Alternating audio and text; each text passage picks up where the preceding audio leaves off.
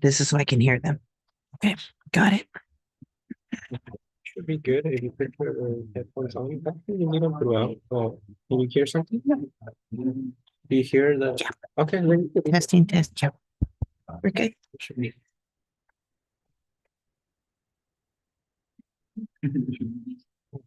You're good. Okay. You can press the button to mute it.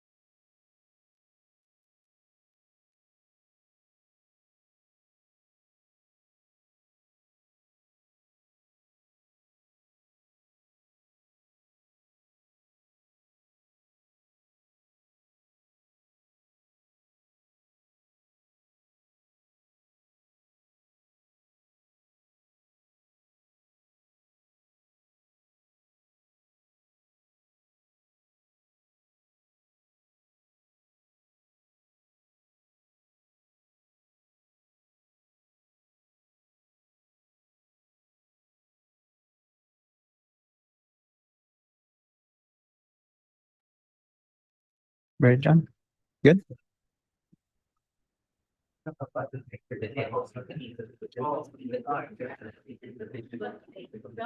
Are you all ready? The time is now 6:10. The Board of Education will now reconvene in open session. Roll call. Here. Here. Present. Here. Present. Item A, report from closed session. Do we have a report out from closed session, Dr. McDuffie? Yes, we do. Thank you, President Valencia. The Board of Education accepted the administrative appointment of Miranda Dominguez, our area administrator. The roll call vote was unanimous. Thank you very much. The- Pardon me? Board of Education has accepted the administrative appointment of Alexander Haregi, El Camino Junior High Principal. The roll call vote was unanimous. That's all I have. Thank you very much, Dr. McDuffie. For items B, C, D, and E, information was received. Item B, introduction of interpreters. Tonight's interpreters are Sandra Carranza and Benito Flores. Greeting and support this evening is provided by Benji Alfaro. Item C, Pledge of Allegiance. Dr. McDuffie, do we have any young people leading us this evening? No, we do not. Okay, seeing none, Mr. Hollinshead, would you mind leading us in the pledge?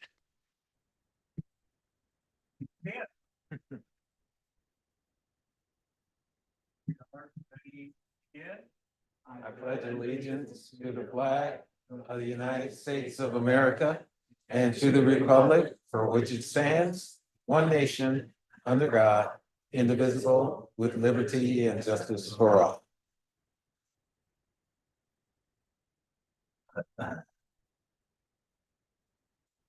Thank you very much, Mr. Hollinshead. Item 8, public comment period, open session. The public comments are intended for members of the public to address the Board of Education on items involving the school district. Such testimony shall be limited to 3 minutes each, 450 words per person subject, and 15 minutes total for each topic. If an answer to a specific question is requested, the board president will, if appropriate, direct administration to respond in writing. This is just a reminder to all speakers and presenters to please be mindful when speaking at the podium and not speak too quickly so that our interpreters can increase accuracy and keep pace with our Spanish and Mixtec speaking audience. Do we have any non-agenda public comments this evening, Dr. McDuffie? Yes, we do. We have Keisha Navejas. Is that right? Yes.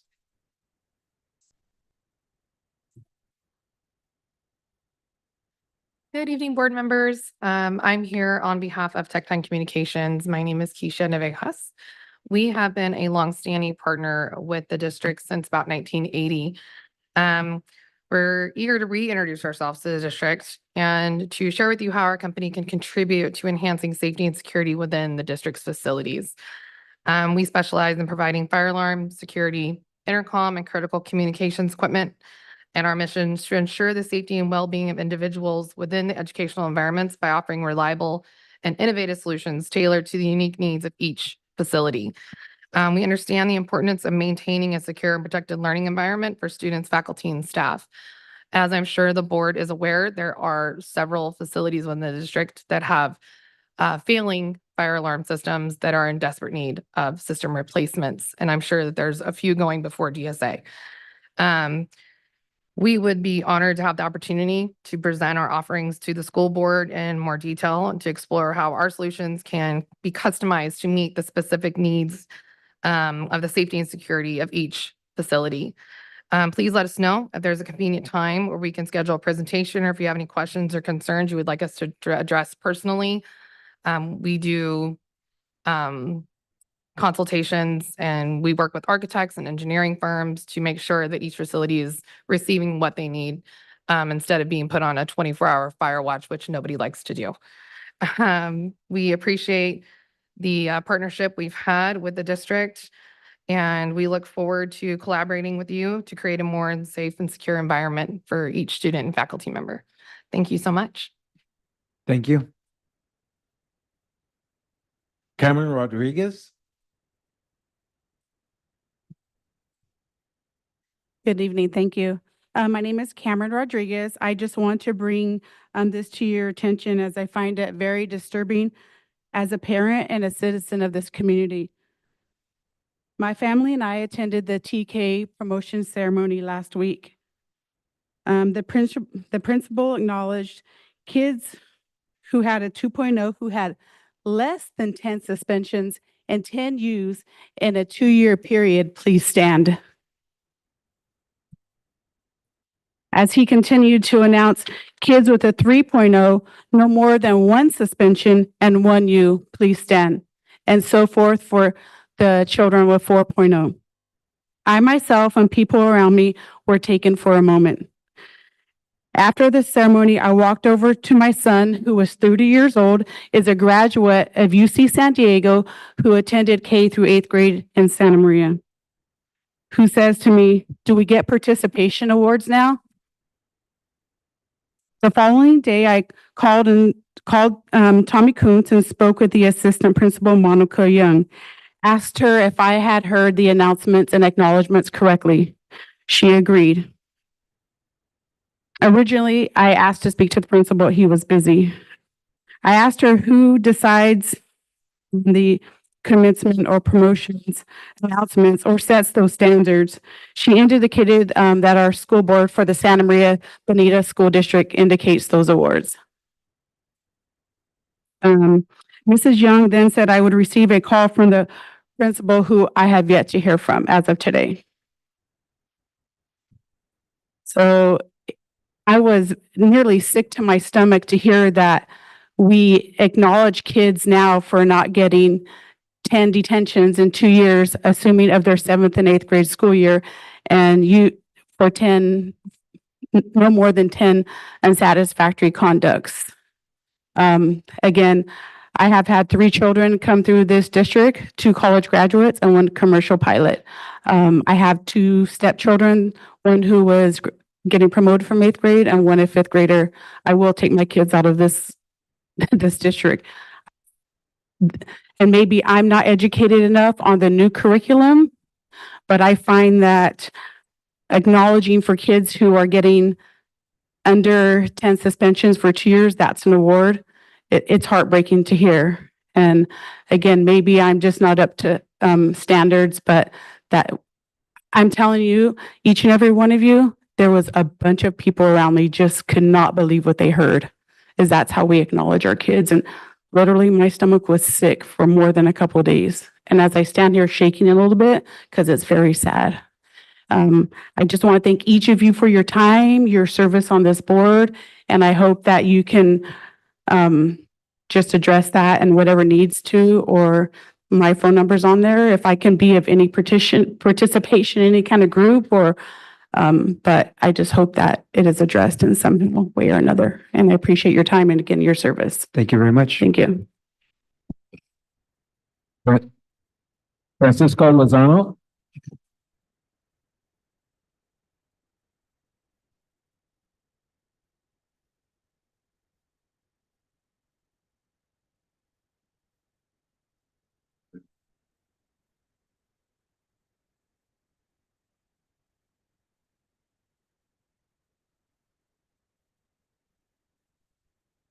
Muy buenas noches, Buenas noches, miembro de la mesa directiva, al señor superintendente y a todos los presentes de esta noche.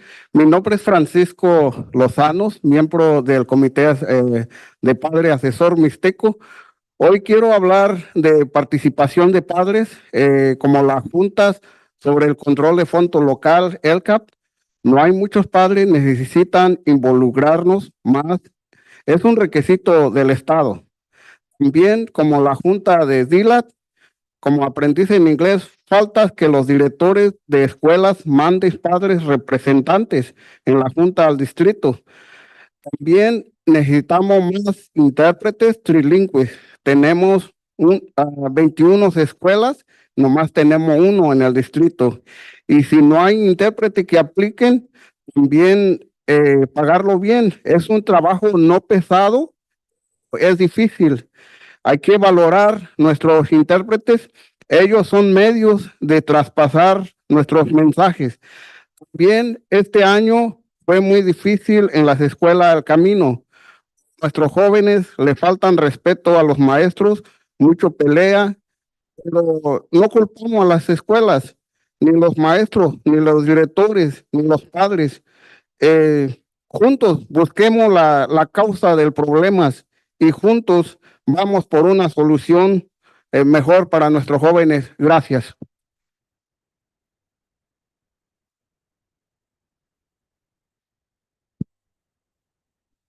Good evening, members of the district, superintendent, and everybody present. My name is Francisco Lozano, member of the Mixteco Parent Advisory Committee.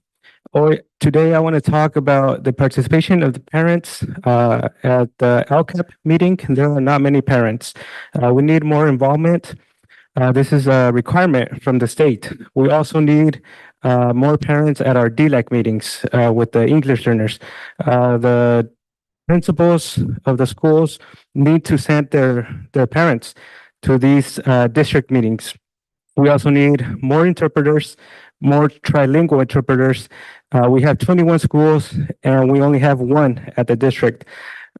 If there aren't enough interpreters to apply, we should also pay them well. This is a not heavy work, but difficult. So let's value our interpreters because they are the bridge to relay our message.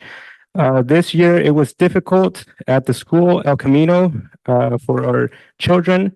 We need to help the teachers. There's been a lot of fights, but not blame the school, not even the teachers or the principals.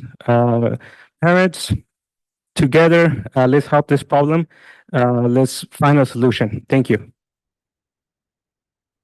Yvonne Duran?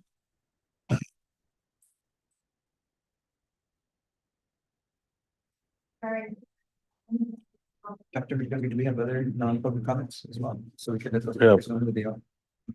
We have one more after this one and then, yeah. Ready? Okay.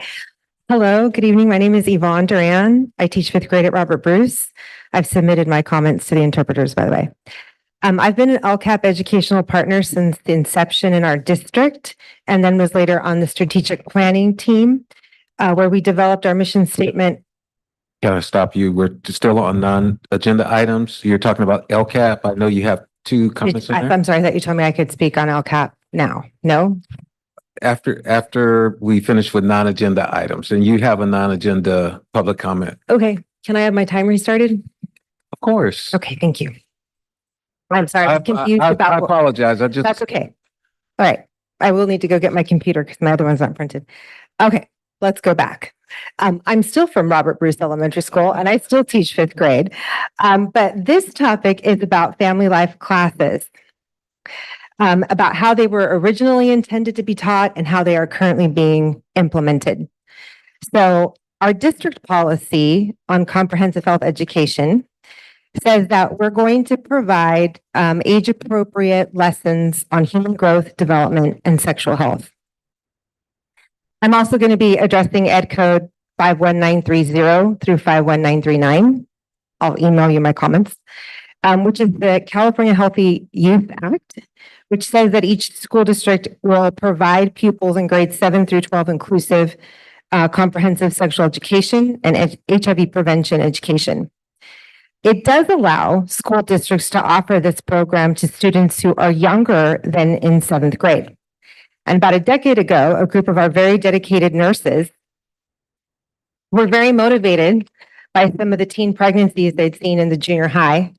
And they advocated and developed such a program based on the California health standards for 5th grade, centered around growth, development, and sexual health.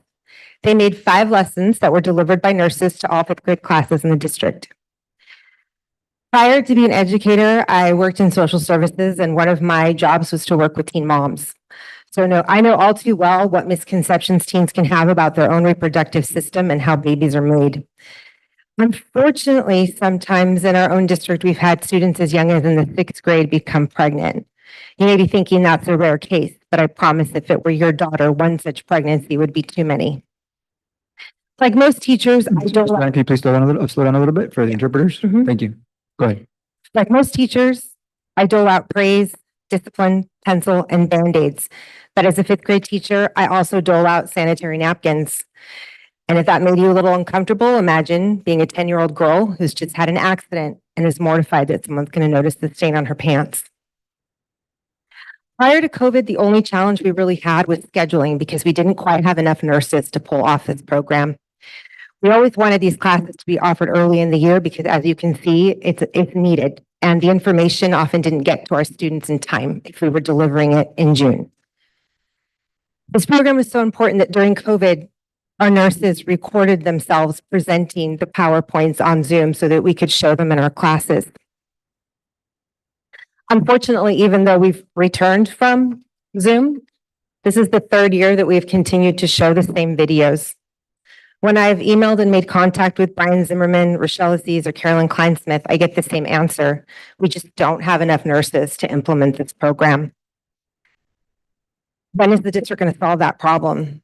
I understand that nurses seek other nursing positions where they're more adequately compensated based on their years of medical training. So I'm going to ask that you please hire more nurses to implement this program the way it should be implemented. Thank you. Yvonne? There's a public comment for custodial support.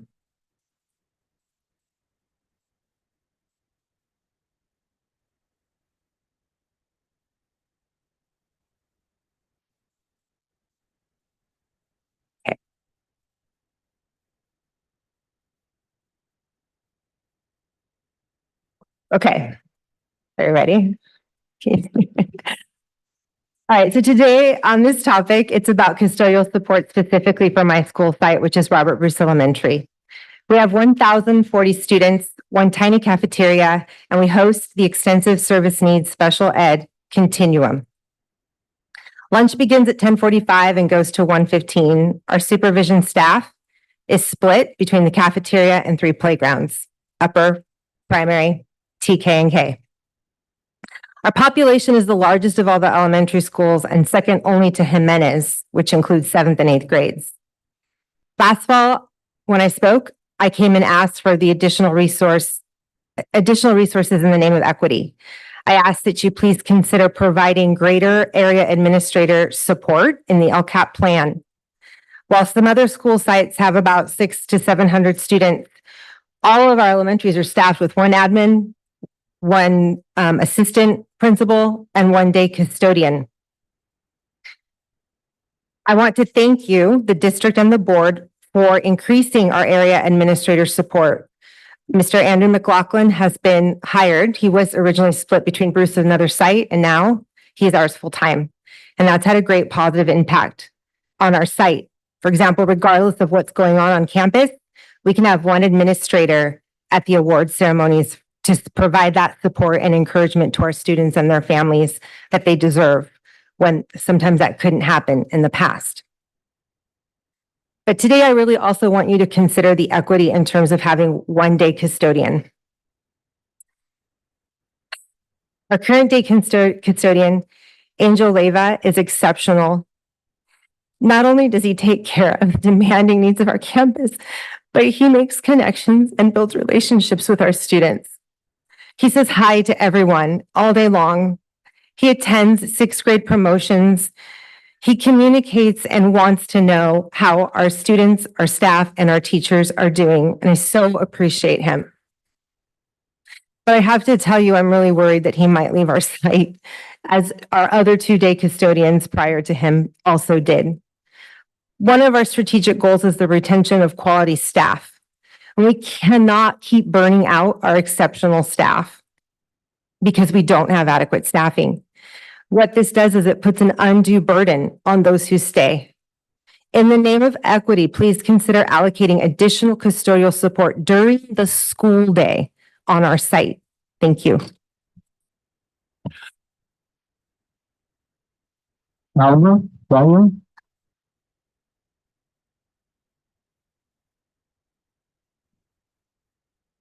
Buenas tardes, miembros de la mesa directiva, el gabinete y superintendente. Mi nombre es Alma Valle, soy madre de una estudiante de la escuela Túnel y otro de la Tommy Cons. y estoy aquí con el tema de las reuniones de ELCAP. Recientemente no he visto mucho apoyo de los padres. Es más, en la última reunión yo era la única representando a los padres y no entiendo qué recibí nuestra aportación si la mayoría que han estado ahí han sido empleados. ¿Saben por qué? Los padres que me han abordado como presidente de DILAC me han dicho que las reuniones de ELCAP son muy difíciles de entender. Por tal razón solicito que sean sencillos y que cambien también el horario a partir de las 6 de la tarde para beneficio de nuestros padres y de nuestros hijos. Es todo. Gracias.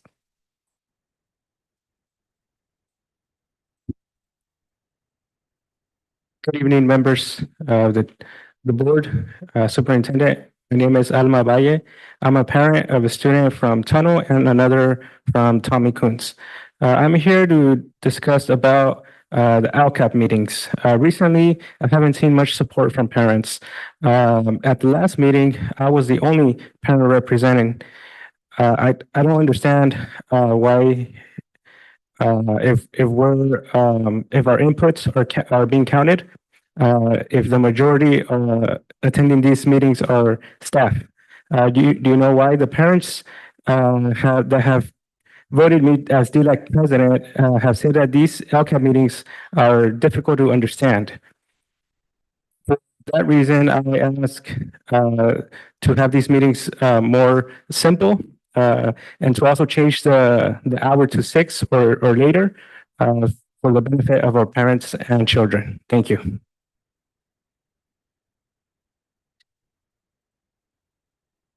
That's all the non-agenda public comments. Thank you. And do we have any public comments for agendized items this evening? Yes, we do for the LCAP. And would you like to speak now, Yvonne? Be good?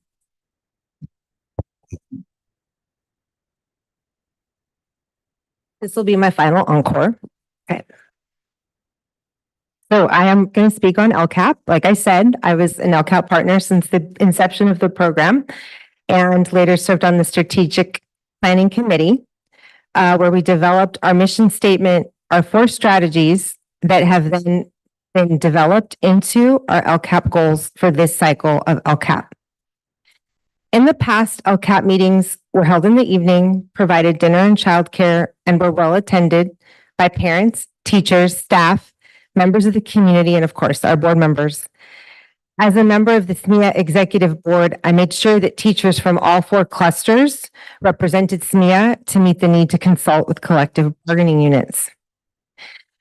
At these meetings, presentations were made on each of the goals by district administrators to explain what programs and services were being provided under each goal. We could ask questions, make comments, and interact with one another to develop our thoughts and our input regarding the LCAP plan. This year, the district moved away from that model. We did have a series of 8 to 9 committee meetings with ed partners regarding the strategic goals.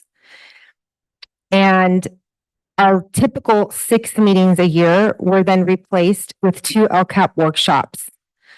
Unfortunately, it is easier to end something good than to start something new. The LCAP workshops were not well attended, and I only saw 1 parent at the May workshop. This year marked a new LCAP cycle, shifting from our previous 7 goals to our new 4. This would have been a really helpful time for the district to provide in-depth presentations on the transition of services and programs to these new goals. Instead, posters were posted with minimal explanation.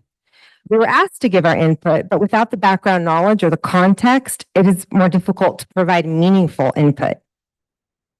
Furthermore, our input has only been requested on a computer screen, which, though I do think provides the accurate documentation, it doesn't foster a sense of community or of understanding. Sending out the LCAP survey via Parent Square is also not the best way to invite participation. Most teachers don't use Parent Square unless they're parents themselves. Many of my colleagues didn't understand that the LCAP survey was being sent to them through Parent Square. Although administrators reminded us to do the panorama survey, there was little to no mention of the LCAP survey and no time allocated to complete it. As the district is about to put a bond measure on the ballot to support our facilities master plan, this is a crucial time to have the former more successful LCAP structure in place. We know that none of the goals in the LCAP can be fully met without the additional physical structures needed to properly educate our students in reasonable class sizes. Our LCAP Ed partners could be our allies and our ambassadors to the community in gaining their support on that bond measure. It makes no sense to have a family and community engagement department if you shut down one of the most successful examples Please of both refer family your- and community engagement that we had in our district. Please reconsider the LCAP structure for next year. Thank you. Thank you. That's all we have.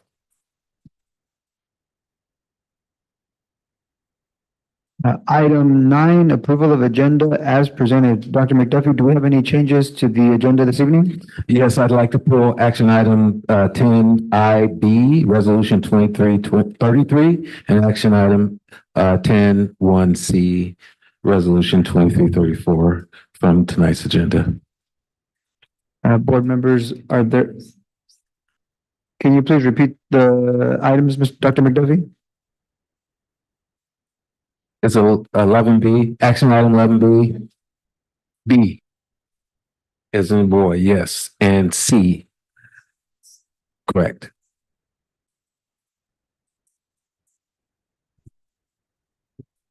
Board members, are there any other amendments requested on your behalf? Seeing none, may I have a motion to approve the agenda as amended? I'll move to approve the amended agenda. I'll second. It was moved by Ms. Cordero and seconded by Mr. Lara to accept the agenda as amended. Roll call. Mr. Hollinshead, Aye. Mr. Lara, Aye. Ms. Cabral, Aye. Mrs. Cordero, Aye. Mr. Valencia. Aye. Motion passes. Item 10, consent items.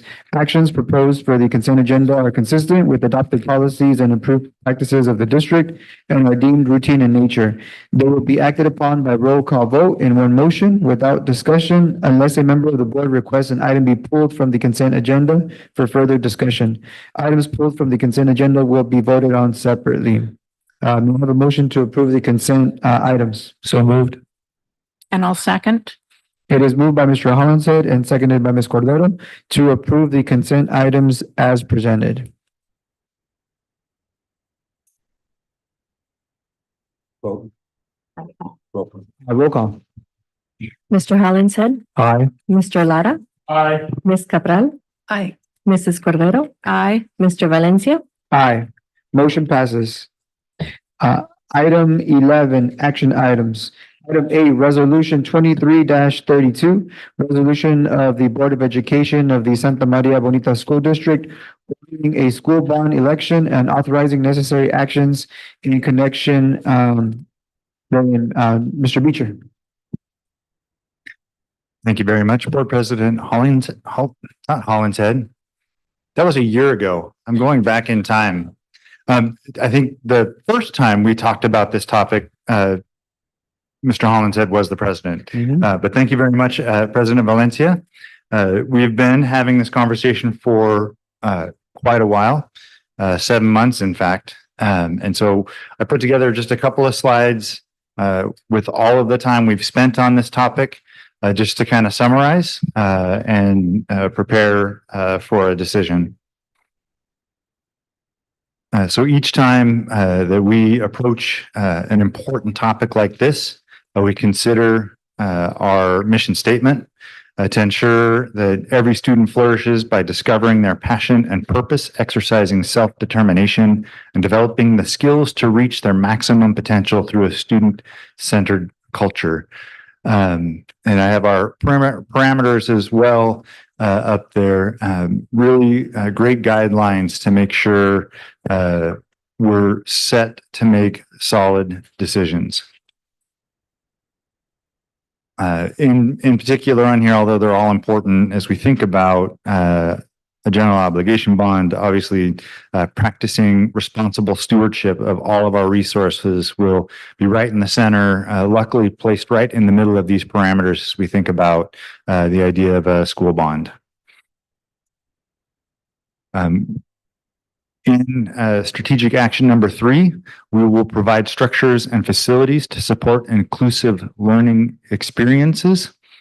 And then down below there are the bullets that kind of organize the project list. And we talked about this 2 meetings ago, and then also again, it was discussed at the dais about these bullets and how they really do capture the intent behind our facility master plan, and then create a nice way to package all of the specific details in the project list contained in the resolution.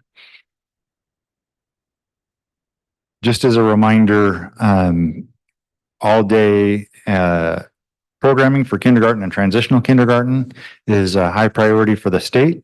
And TK being provided to all 4-year-olds in the state of California is an initiative that is right at the forefront of all districts in California working to address the facilities needs and the programmatic needs of that grade level. And if you remember when I shared this during the discussion of the project list in April, I talked about an upcoming increase in birth rates that led to the uptick on this chart that you can see on the right-hand side, where the incoming transitional kindergartners in 2026 jumped by quite a bit. And so we're looking down the road with some time on our side to address the facility needs that will come from the children we estimate will be coming in 26-27 for transitional kindergarten. I also shared this information. You can see in the very middle in 23-24, the red border around the enrollment bar at just over 17,000. It's about 17,200. There's steady growth in every year after that projected, in part connected to that increase in birth rates that we've saw 4 years ago, or 2 years ago, and in 2022. And so that is what leads to this increasing trend. But keep in mind, this doesn't include an estimate for any potential annexations that aren't on the books yet, and any new families that might move into those new homes, so that this is a pretty conservative estimate of projected growth. But I think it's important for us to keep that in mind as we're considering this decision tonight.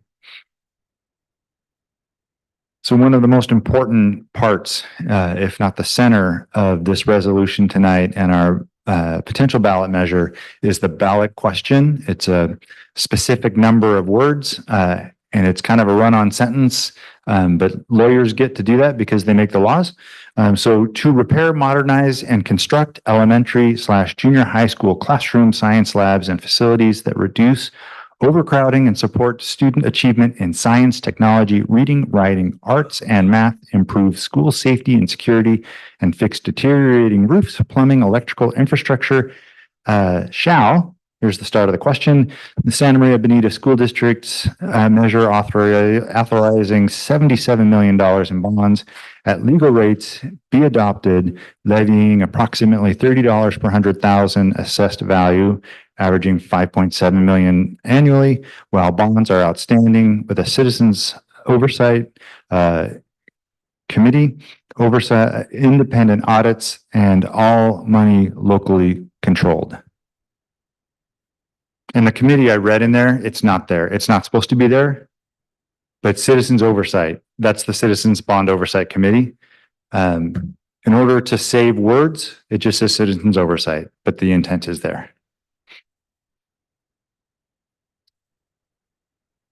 So a lot of work has gone into getting to that point where we have a ballot measure, a ballot question in a resolution for the board to consider. And so I wanted to take a minute and thank some people that have been a big part of this effort. Obviously, Superintendent Darren McDuffie, Sam Humphrey, Tammy Castillo-Schiffer, Brian Rickey, Maggie White are kind of the core team of folks that we worked with on a really consistent basis. to kind of brainstorm, be creative, and get to this point. I have Maria Mota on here, my secretary, critical in getting information to the school board, getting information to the attorneys. If the board approves this resolution tonight, she'll be hand delivering the resolution to the San Luis Obispo County Elections Office and hand delivering it to the Santa Barbara County Elections Office. I'm super appreciative of that extra insurance that we'll have, that those things will be handed off directly to the officials who need it rather than relying on other folks to do it. So Maria's been a big part of making this possible and providing really clean documents to the school board. I had her review this presentation when I originally prepared it. The font I used for her name was much larger because she deserves bigger thanks, but she didn't like it. So it's back to the same size as everybody else, but I really appreciate Maria Mota. And then the community engagement that brought us to this point involved in the information that we provided by mail, involved in the development of the strategic plan, and the involvement and engagement, conversation, creativity that came out of the facilities master plan. And then our partners at Clifford Moss, Bonnie Eliseo, Gabe, and Laura, and at ORIC, Don Field, Laura Gow, True North Research, Tim McClarney, and then GFS JPA, when Lori Rainieri and Keith Weaver gave us great information and then introduced us all to Millie, her service dog, just the cutest thing. So it was a wonderful meeting for me. But these folks have really worked hard to bring this to the school board tonight. And then having a chance to kind of revisit each of the areas of the bond, some of the needs behind it, and 7 months of discussions in the boardroom. What questions remain as the board considers this resolution? Board colleagues, what questions or comments might you have? Mr. Hansen? No question, Matt. I mean, I think we've had the information over and over and over again, and I think been through that.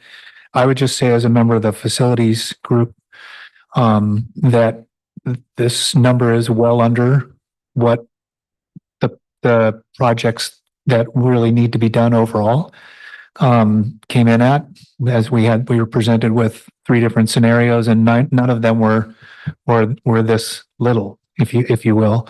So I think, this is to get started.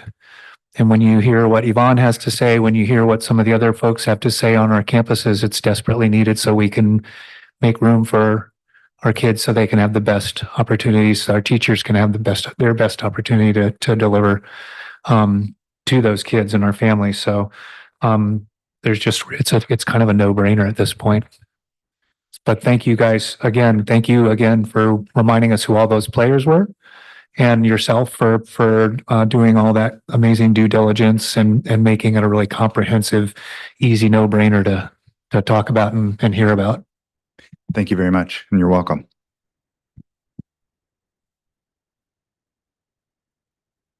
Just as a clarification, Mr. Beecher, these funds are only for things such as our infrastructure, renovating our buildings, things like that. These funds are no way are tied to compensation for any of our staff. Is that correct? Correct. And the reason why I asked that question is because some folks, sometimes misinterpret bond measures to think that it goes for things like that. But I think it's really important for our families to be clear and know the facts on exactly how those funds must be used, and that there's oversight by, our local community to make sure that those funds are used the way that they're intended. Absolutely. It is written in the resolution, required by law, that none of these funds can be used for compensation for staff. Thank you so much. Mhm. If there are no further questions or comments for the board, may I have a motion? I'd like to make that motion. As I have indicated at other meetings, I concur with Mr. Hollinshead insofar as the fact that we have definitely done our due diligence in determining what the needs are.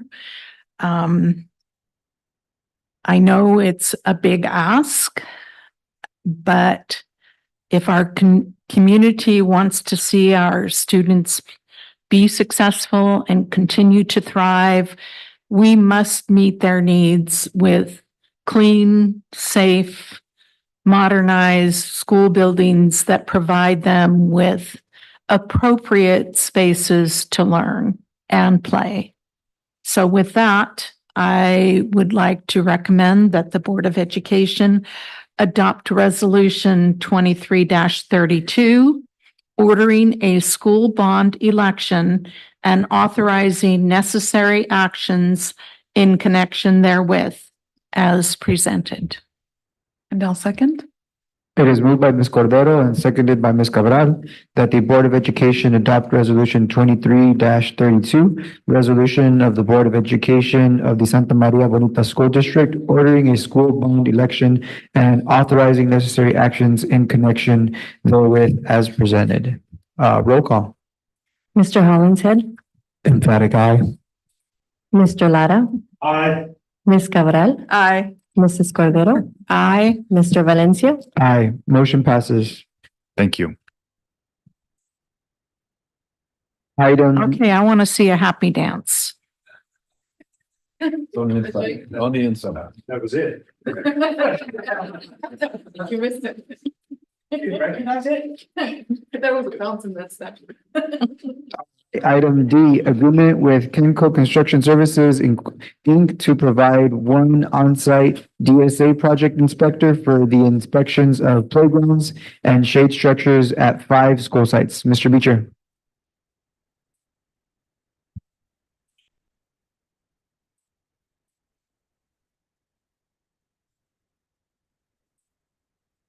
Thank you very much, President Hollins. I did it again. My gosh. I'm stuck in a time warp. I apologize. President Valencia, for this item, I will thankfully hand this over to Mr. Cavazos to carry and speak with you. All right. Good evening, Board. Superintendent Dr. McDuffie. So tonight I have a construction agreement for DSA inspection services with Kenco Construction Services, Inc. In the amount not to exceed $92,400. This inspection service is for services for the installation of playground structures and shade structures at 5 elementary schools. Those elementary schools are listed there: Tunnel, Rice, Alvin, Fairlawn, and Ontiveros. These are DSA approved projects. So a requirement, as it being a DSA approved project, is that the district hire an inspector of record to ensure that the construction is performed in the accordance with the plans and specifications. This service is only for periodic inspection, meaning that the inspector doesn't have to be present during all construction activity, only when testing and inspections are required. The work will take place between July and September. There is a 4-hour minimum. The hourly wage is $110 per hour. These services range between $105 and $130 an hour is typical.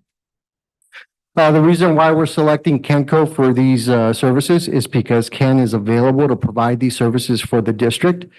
In preparation for this summer, the district reached out to multiple inspectors, over 5. We received feedback from 2 that were available to provide this service for the district in our area. So Ken is a local contractor who has provided this service in the past for the district. He has a track record with working with the district. Ken has the resources to provide inspection services for multiple projects. So as part of DSA inspections, they do limit the inspector on the amount of time he can spend on certain projects. So this requires multiple inspectors all working underneath Ken. And Ken has a lot of experience working with the district. So he is another set of eyes that work on behalf of the district, making sure that we get our fair share out there. And with that, I'll open it up to any questions. Mr. Leno?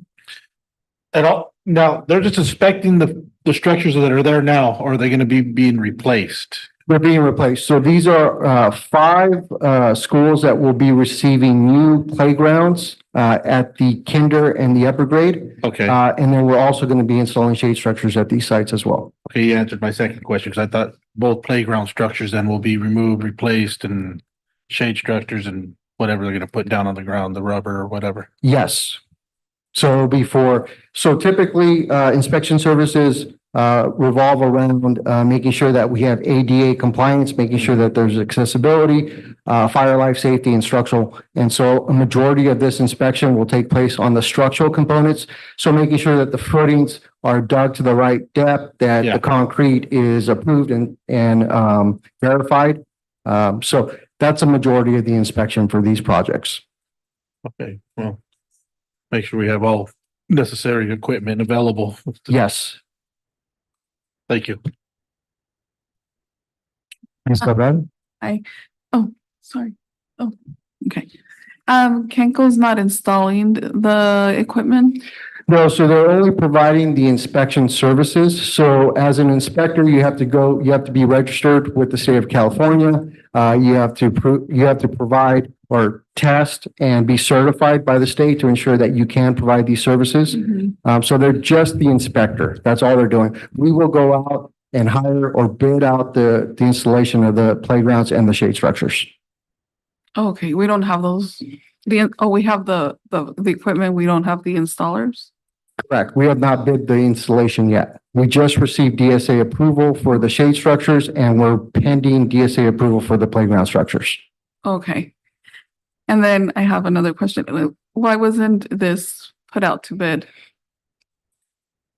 So instead of putting it out to bid, we do request proposals from inspectors. So we did something similar to that where we put out this work, we request submittals or proposals for inspection services. We are working with the purchasing department to put out an RFQ for services like this for future projects.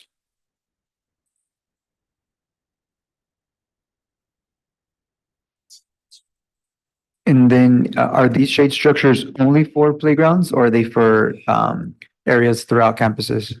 So the playground structures that we're installing come with shade canopies over the playgrounds. And then these sites will also receive an additional shade structure. Typical shade structure for the schools receiving shade this summer are 40 by 40 hip structures. So it's a typical square shade structure. And do we know if we have a plan for other sites that are in need of similar structures? Yes, so the next contract agreement that we'll discuss will be for that. Excellent. Sure. Seeing no further questions, may I have a motion from the board? I'll make the motion, excuse me, to approve the agreement with Kenko Construction Services, Inc. to provide one on-site DSA inspector for the inspection of playgrounds and shade structures at 5 school sites as presented. It is moved by Mr. Lara and seconded by Ms. Cordero that the Board of Education approve the agreement with Kenko Construction Services, Inc. to provide one on-site DSA project inspector for the inspection of playgrounds and shade structures at 5 school sites as presented. All in favor? Opposed? Motion passes. Item E, agreement with Kenko Construction Services, Inc. to provide one on-site DSA inspector for the inspections of shade structures at 15 school sites throughout the district. So very similar to the previous contract agreement, this service is for DSA inspection services with Kenko Construction Services, Inc. in the amount not to exceed $92,400. This work is specific to the inspection of installation of shade structures at 15 schools. Those schools are listed there below.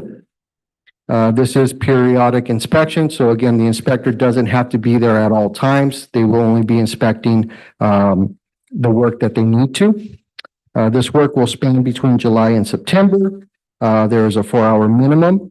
Ken is being selected for this work because he is available to provide the inspection services for the district. And then Ken is again a local contractor who's worked with the district. He has the resources to pull other inspectors in to provide these services, and he has experience working in this field. And with that, I'll open it up to any questions. Mr. Lara? When the new structure got put in Adams, it didn't get a shade structure. I don't remember noticing. Do they already have one there? Because I see Adams in here. Adams will receive a shade structure. They That's don't- They don't have one right now. Then then it was just on the playground. Yes. I was just wondering. Maybe you're thinking about Fairlawn. Fairlawn, no, has a shade structure already. All right. Are there any other questions or comments from the board? Seeing none, may I have a motion? I'll move that the Board of Education approve the agreement with Kenco Construction Services, Inc. to provide one on-site DSA inspector for the inspections of shade structures at 15 school sites throughout the district as presented. It is moved by Ms. Cordero and seconded by Mr. Hollinshead that the Board of Education approve the agreement with Kenco Construction Services, Inc. to provide one on-site DSA inspector for the inspections of shade structures at 15 school sites throughout the district as presented. All in favor? Aye. Opposed? Motion passes. Item F, agreement with NWEA to provide software licenses for NWEA Map Growth, K-12 Map Growth Science, and MAP Reading Fluency. Ms. Lochengu. Ms. Lochengu is not here right now, so we're just gonna go straight to Ms. Grok. Good evening. As we focus on our strategic goal to nurture the whole child, data is critical to inform our actions and to assess the impact of those actions. Additionally, data and feedback support our strategic goals of engaging families and supporting high-quality people. The Santa Maria Bonita School District MTSS team and the SMBSD Literacy Assessment Plan identify common assessments available to all sites as common assurances. Tonight, I bring forward several contracts tied to that assurance. The first is NWEA. NWEA is a trusted and innovative assessment for measuring achievement and growth, and it is our district measure for reading and math, as well as science in selected grades. This renewal contract extends our use of the MAP growth assessments used to monitor the academic success, track interventions and progress over time, and provides teachers and parents with actionable information about student academic strengths and needs. NWEA's unique RIT score, which is uniform across all grade levels, helps to inform instructional strategies needed regardless of how far students are above or below grade level. So we are requesting approval for this renewal contract for NWEA MAP growth testing. Any questions from Mr. Hollinshead? Hey, Ms. Grok, could you remind us how many times a year this is administered? Because it's formative rather than summative, correct? It can be used as both. So there are 3 assessment windows in every school year, but not all students take all 3 assessments. So in the fall, we do not test kindergartners. We never test transitional kinder. In the fall, we do not test kindergartners because they're still getting used to school. So the fall window is 1st through 8th grade. The winter window is TK through 8th grade, and the spring window is concurrent with CASP SBAC testing. So it is optional for school sites for their 3rd through 8th graders and required for their K2. And we get good feedback from teachers as far as how this informs their understanding of what their students' needs and. Correct. We get good feedback from teachers about instructional strategies for students. The key for MAP growth really is at a site level for instructional strategies. So use by the MTSS team is much more targeted. Teachers have formative assessments every day to make those decisions and to make those groups, but at the grade level, site level, those interventions are really geared towards the data that MAP gives us. This is also the measure used, one of the measures used for the LCAP progress monitoring. And then I don't think you mentioned the add-on of English and Spanish fluency. So how is that? So that's an add-on assessment package that can be administered to any student that we choose to use it for. We purchase 7,800 licenses, so we use it typically in the lower grades for those who have not developed literacy yet. So that reading fluency is kind of a precursor to the reading test if needed for interventions. It's used quite a lot by RTI teachers and ELD teachers. Would you use that for like newcomers and stuff, or? You can use that for newcomers or anyone who is considered slow to develop their fluency skills or not on pace to develop their fluency skills. So it could be used anywhere from kinder through 8th grade, but traditionally it's used 2nd through 8th for those students who are a little more behind. Thank you. You're welcome. Ms. Cordero? As I recall, NWEA is Northwest Educational Associates or something like that. Remind me what MAP stands for. Measures of academic progress. Thank you. I just couldn't pull that back. No worries. Are these measures of academic progress our own categories, or are these categories that they create? Like, did our students move forward, close the gap, meet the goal?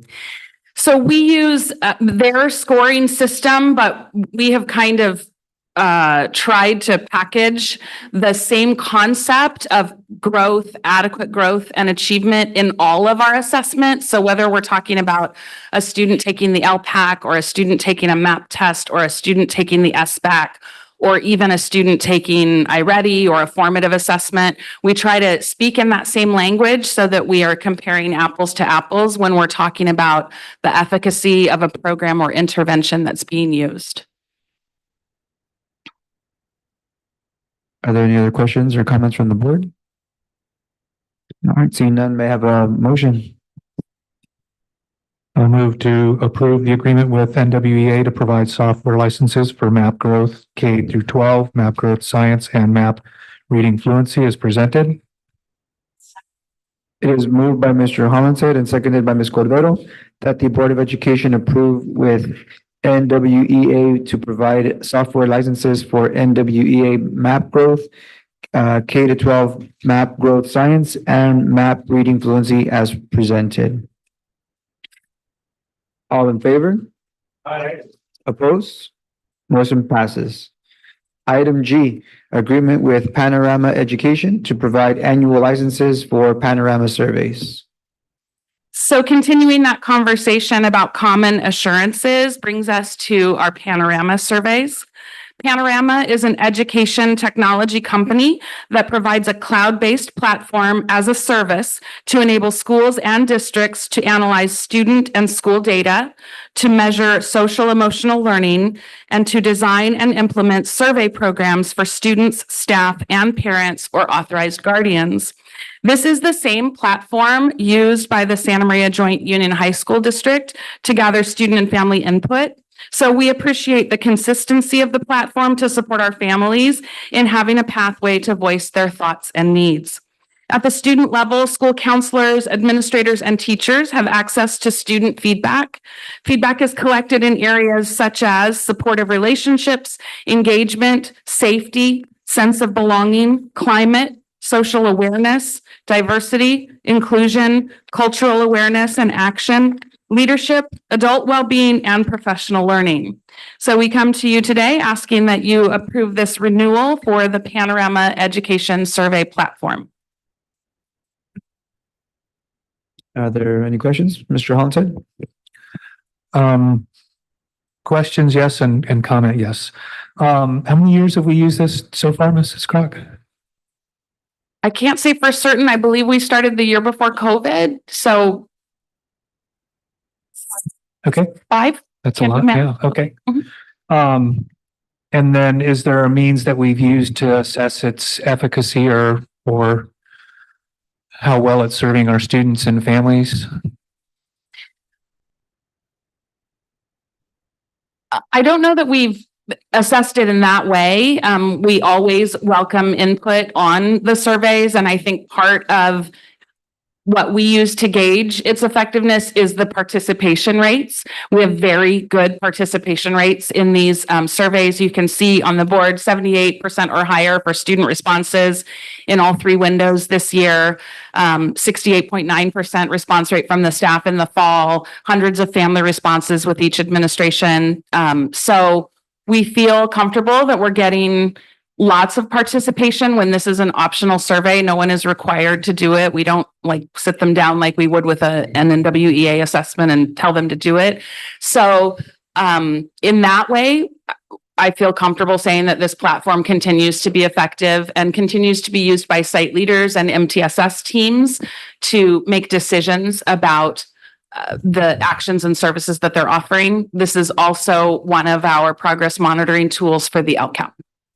And that was part of my question, or going into part of my question, because I know that I did want to hear about the application of rendering services and that.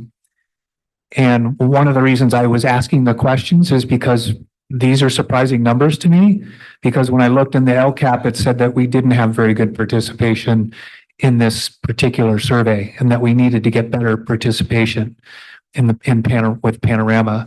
And so this was a surprise to me. So that was one of the reasons maybe when Sam presents, he can address that, or I can find the place that I saw that.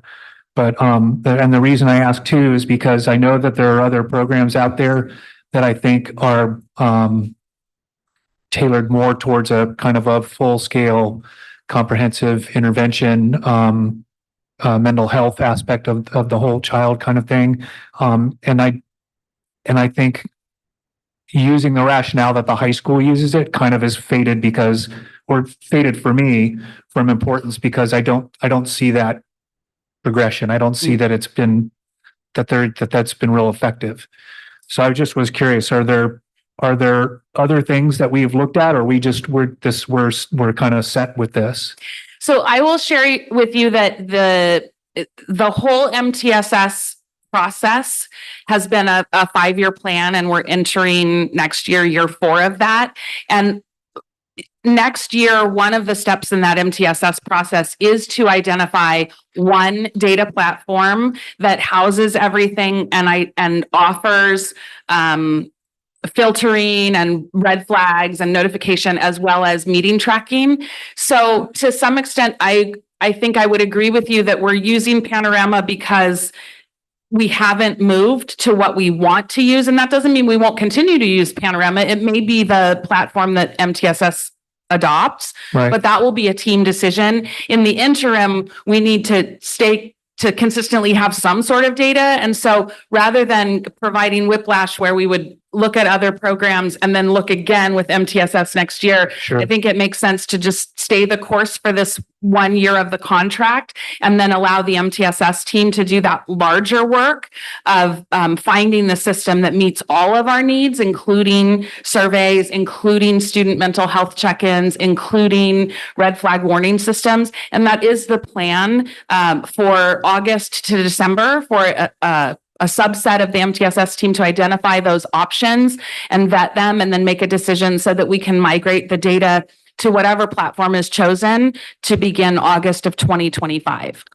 Awesome. Thank you very much. Other questions or comments from the board?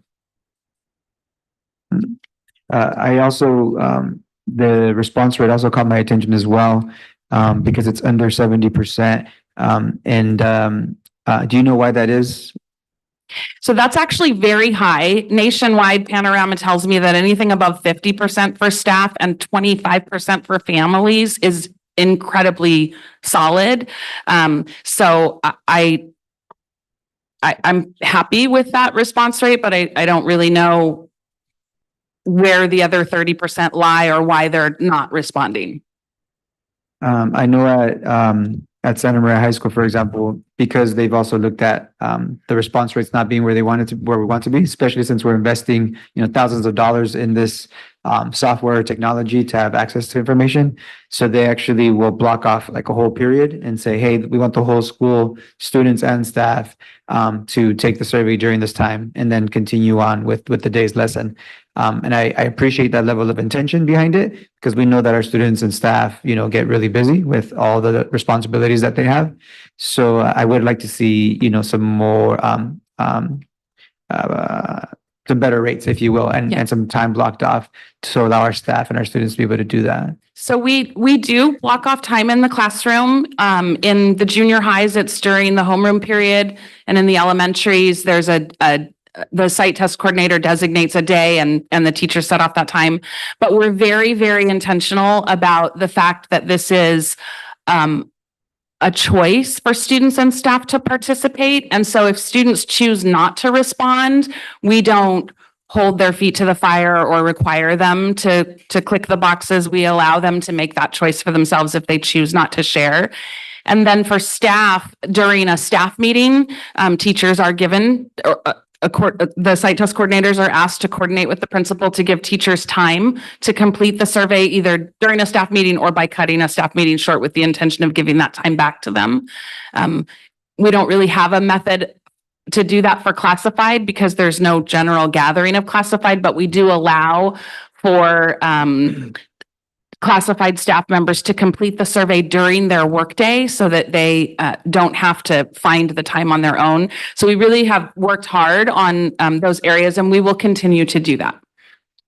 Thank you, Ms. Glock. I appreciate that. And just to say, we will continue to look at ways to be intentional, whether it be with response rates, whether it be with parent participation, whether it be LCAP or whatever means. We'll continue to be intentional about continuous creation of what's best for our students. So I would say this is a really 68.9 is a very good response rate, and 78% for students is excellent. And we'll continue to do that. I think the most important thing in regards to this that I was going to comment on is with this information, it helps me to have reflective conversations with our site principals as I go through, and we have conversations on growth and evaluation.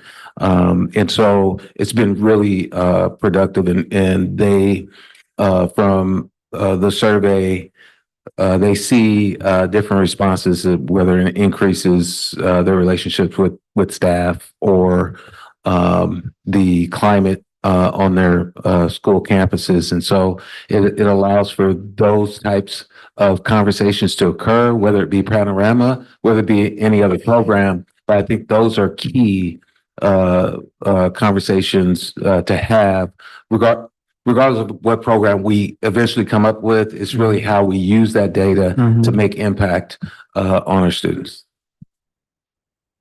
Yeah, thank you for that follow-up, Dr. McDuffie, because that is something that I always am curious about is how do we use this information, right? What's the point of taking a survey if it's just going to sit there collecting digital dust, right? So I appreciate that context, and I also appreciate your questions or your comments, Mr. Holland said around, is this the only game in town? How do we know this is, the most effective product? And if it's not, then let's consider, something else. Because from attending some of our school board conferences, I have heard that there are other alternatives out there. This is the only one that I've been exposed to, but I'd be curious to know in the future for future presentations, what are the alternatives? And if Panorama is the best option, then we'll continue to do that. But if it's not, I'm totally open to change that as well. If there are no further questions or comments from the board, may I have a motion? Okay, I will go ahead and move that the Board of Education approve the agreement with Panorama Education to provide annual licenses for Panorama surveys as presented. And I'll second. It is moved by Ms. Cabrera and seconded by Ms. Cordero that the Board of Education approve the agreement with Panorama Education to provide annual licenses for Panorama surveys as presented. All in favor? Aye. Opposed? Motion passes. Item H, agreement with Renaissance to provide software licenses for School City and EduClimber.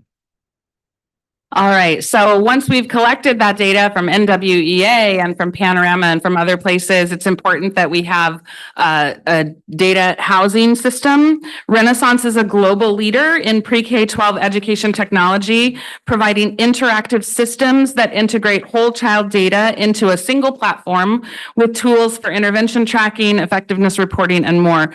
We have used School City for more than a decade, and more than 40% of US schools rely on Renaissance solutions for data. This contract includes a district level data housing, which is the School City software, and then it also includes for Fessler Junior High, the EduClimber platform. Fessler came to EduClimber through their ATSI CSI money a few years ago, and they really like that platform. And again, this is one of our options for next year for MTSS, but it could be replaced as well as we migrate to one cohesive system. But we are asking that for this year, you allow us to renew our Renaissance contract for both School City and EduClimber for Fessler. What questions or comments might you have, board members? A question that I have is, could you define the MTSS? That's an acronym I think that you've been using. What is that? So MTSS stands for multi-tiered systems of support, and it is the overarching district approach to what do you do when students are not at grade level or have not mastered the content? How do you intervene? Whether that is academic, social, emotional, physical, or mental, all of that lives within the MTSS process. And so those teams are organized at each site to look at data on classes, grades, and individual students. And then as a follow-up question, how do we know that this is beneficial for our students and our staff? So knowing that we can provide custom reports to our staff when they need it, that we can make database decisions. What School City allows us to do is to bring in the data from multiple points and upload it into this one platform so that we can see the whole child and nurture their needs. So when an MTSS team comes together, they can click into School City, put in the student ID number, and see all of the assessments that we have data for, all the way back to the first assessment that the child took in the district. So if it's an 8th grader who's been here since TK, we can see multiple years of data across multiple platforms and multiple measures of that data in order to identify strengths and weaknesses and then craft a student-based intervention plan for that particular student based on what we're seeing from the data. Thank you. Are there any questions, further questions or comments? Seeing none, may I have a motion? I'll move to approve the agreement with Renaissance to provide software licenses for School City and EduClimber as presented. It is moved by Mr. Hollinshead and seconded by Mr. Lara that the Board of Education approve the agreement with Renaissance to provide software licenses for School City and EduClimber as presented. All in favor? Opposed? Motion passes. Item I, agreement with ESGI to provide data tracking software and testing platforms for MTSS progress monitoring of literacy. So ESGI software is a new contract this year. About half of our K-2 teachers in the district currently use ESGI, but it's never been a district-run contract. So based on input from the MTSS team, specific to the fact that we need more data for our youngest learners, our K-3 students, it was recommended by the MTSS team that we purchase this product for the district. So ESGI simplifies the ongoing progress monitoring for individualized instruction for all learners. The platform includes preloaded assessments and also, more critically, allows SMBSD to upload custom assessments such as Haggerty, Letters Phonics surveys, and PAST. Testing students within ESGI allows teachers to strategically determine student needs and allows all sites access to information if a student moves from teacher to teacher or site to site throughout their time in SMBSD. The goal of using ESGI is to provide a detailed profile of a student's specific strengths and weaknesses in reading, for example, phonics or vocabulary skills. Teachers use data from ESGI to differentiate instruction, to inform parents and administrators, to reteach, to show growth over time, and to guide instruction. So we are asking for this new contract, which includes 281 licenses for all of our TK to third grade teachers, 233 of which already exist and are being prorated so that we can move this to a district level. And then also specialist licenses for the older students. The RTI teachers at each of our 21 sites will be able to move those older students into this platform as well. Are there any questions or comments from the board? Ms. Cordero? I sure would have liked to have had this when I was teaching. I have to tell you, it really is amazing. One of the things we love Right. about this particular program is that when you have an assessment in the program, for instance, if you're assessing lowercase letters, not only will it track the student's progress on lowercase letters, it will immediately create a package of flashcards that can be sent home to the parents to use. It will create groups so that you can hand to your BIA in class a small group of students who are all working because they are missing the letters B, S, and R. It like automatically groups them together. It's really quite a functional platform for those literacy skills in our youngest students. Any other questions or comments from the board? Seeing none, may I have a motion? I'll move to approve the agreement with ESGI to provide data tracking software and testing platforms for MTSS progress monitoring of literacy as presented. And I'll second. It is moved by Ms. Cordero and seconded by Ms. Cabral that the Board of Education approve the agreement with ESGI to provide data tracking software and testing platforms for MTSS progress monitoring of literacy as presented. All in favor? Aye. Opposed? Motion passes. Thank you very much. Something, Dr. McDuffie, or are you waiting for me? Oh, I'm waiting for you. Item J, student discipline, action on stipulated expulsion agreements between district and parent for expulsion number 24-01. Dr. McDuffie. Thank you, President Valencia. The district and the parents of student 24-01 stipulated to facts that are grounds for expulsion under the California Education Code. Based upon the stipulated agreement between the district and the parents and the stipulated recommendation on expulsion 24-01, the Board of Education is hereby requested to take action on said recommendation. Are there any further questions or comments from the board? Seeing none, may I have a motion? I'll make the motion that the Board of Education adopt the stipulated expulsion agreement as presented. And I'll second. It is moved by Mr. Lara and seconded by Ms. Cordero that the Board of Education approve the student discipline action on stipulated expulsion agreements between district and parent for expulsion number 24-01 as presented. All in favor? Aye. Opposed? Motion passes. Oh, forgive me. Well, we can do a roll call vote. Here I have just the way it is here, but if it requires a roll call vote, then let's do a roll call. I believe it's Just to be on the safe side, let's do a roll call vote. Mr. Hollinshead, Aye. Mr. Lara, Aye. Ms. Cabral, Aye. Mrs. Cordero, Aye. Mr. Valencia. Aye. Motion passes. Prior to starting our discussion items, I'd like to take a 10-minute recess.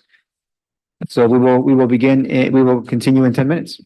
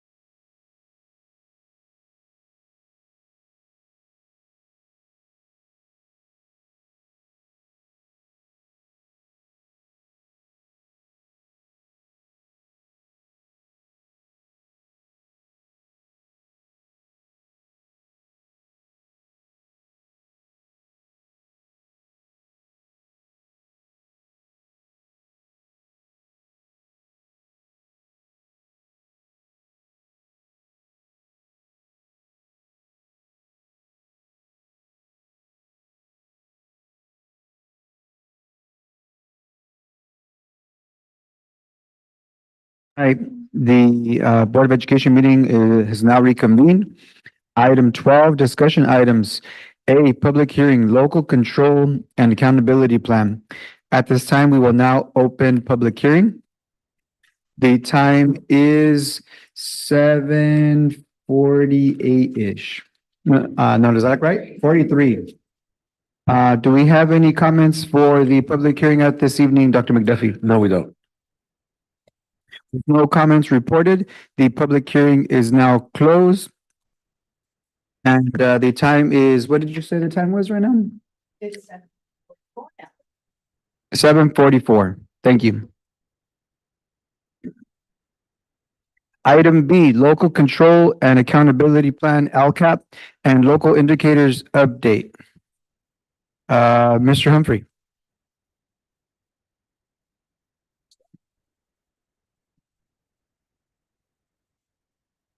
Thank you, President Valencia, board members, Dr. McDuffie. Today we'll be doing the first step towards the adoption of the LCAP. This is the discussion item on the local control accountability plan.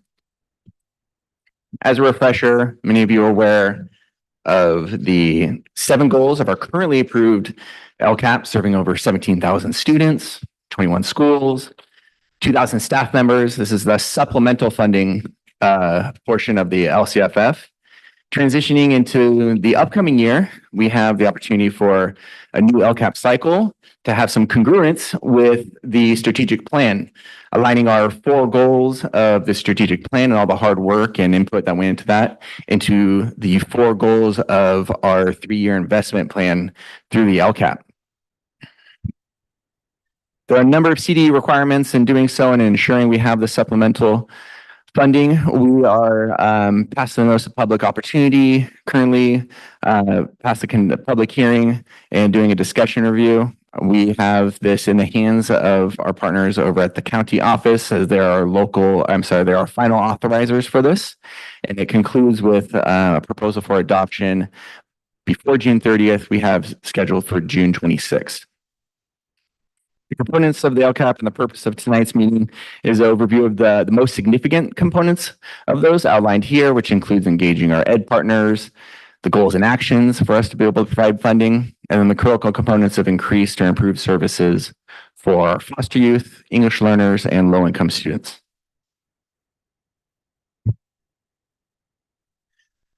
Engaging our educational partners is a year-long endeavor. It's ongoing.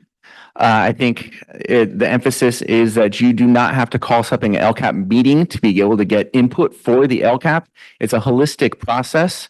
We've gone to a number of different venues, from the 4 strategic action team meetings, holding 7 meetings each for a total of 28 to receive that information. Come to DLAC and parent advisory committee meetings. We've had an emphasis on increased connection to our students, working with our student leader advisory committee. Also going to junior high school sites to talk to the students themselves directly, leveraging input from our district committees, our online surveys. You see me up here at the media update, our community workshops. And I think most importantly, the most important part of the LCAP, the most important letter is the L, localized. We try to work similar to the language and strategic to the depth of the school site. Leveraging our school site councils has been something that we've had an emphasis on rather than a centralized one-stop meeting. We've leveraged our school site councils to get more input out of those 21 school sites we've done in years past. And that makes us more responsive to school site needs. As part of those responses, we've captured almost 1,000 different individual participants, providing over 1,100 contributions, over 10,500 ratings to help prioritize that funding. From the top themes that you've seen there across those different venues, we've seen an emphasis on improved and increased infrastructure as a priority for our funding. Things like staff pathways for education and certification, supports for our newcomer students, and emphasis in investments for more family education and engagement nights. Benefit of utilizing an online platform such as Thought Exchange to receive all this information, over 10,000 prioritized ratings, over 1,100 contributions, is that it distills a significant amount of data and information for us to analyze It also has an important component of transparency. After every single one of those venues, we publicly post the results of our thought exchange. Families can be able to see this in both English and Spanish, everything from a Wordle to the top themes for each. And it helps us distill a significant amount of information beyond the traditional Post-it notes and to be able to identify those top themes that could be good candidates for our funding with supplemental funds. We've also made an emphasis on reaching out to our students. We go to junior high school sites.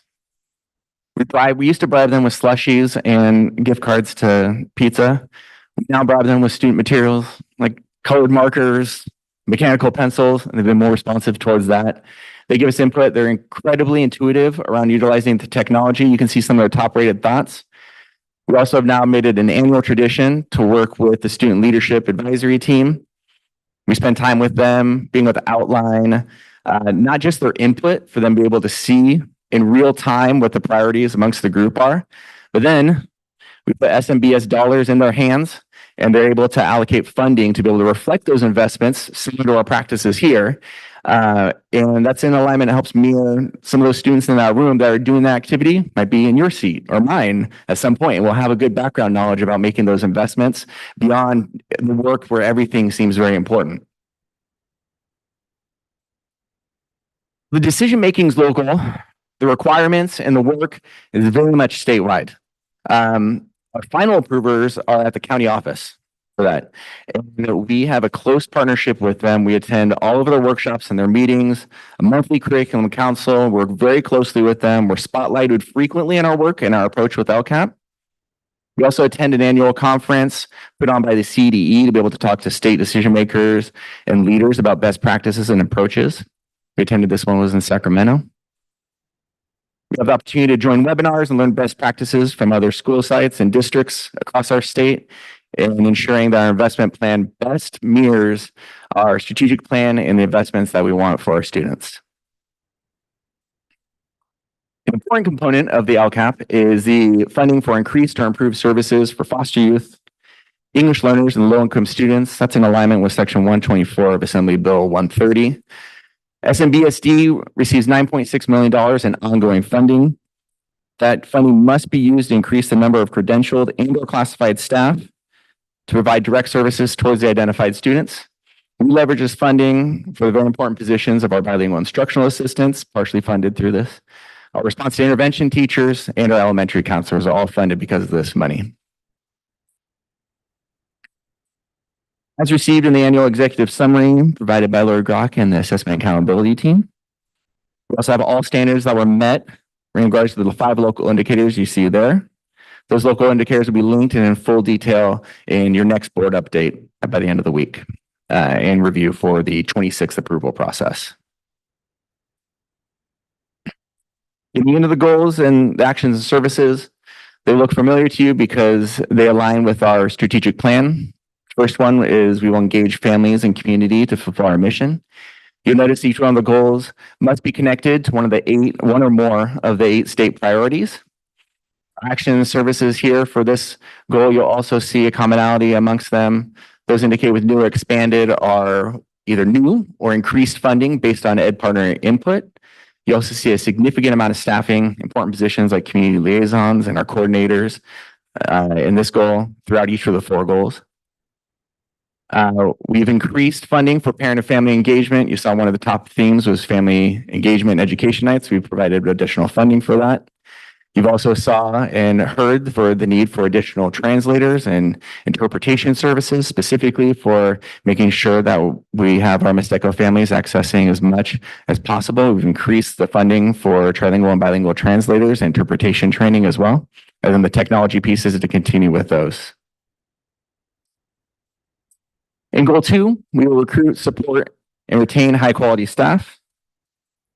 Drawing your attention towards an increase in funding for professional learning that's specific to English language development as also part of our input that we've received. You'll see additional staff members all funded through this work, our pipeline development, And then in the recruit and retain experienced and qualified certificate teachers, this is a continuance of a board approved MOU from 2 years ago, and it has increased funding in there as well.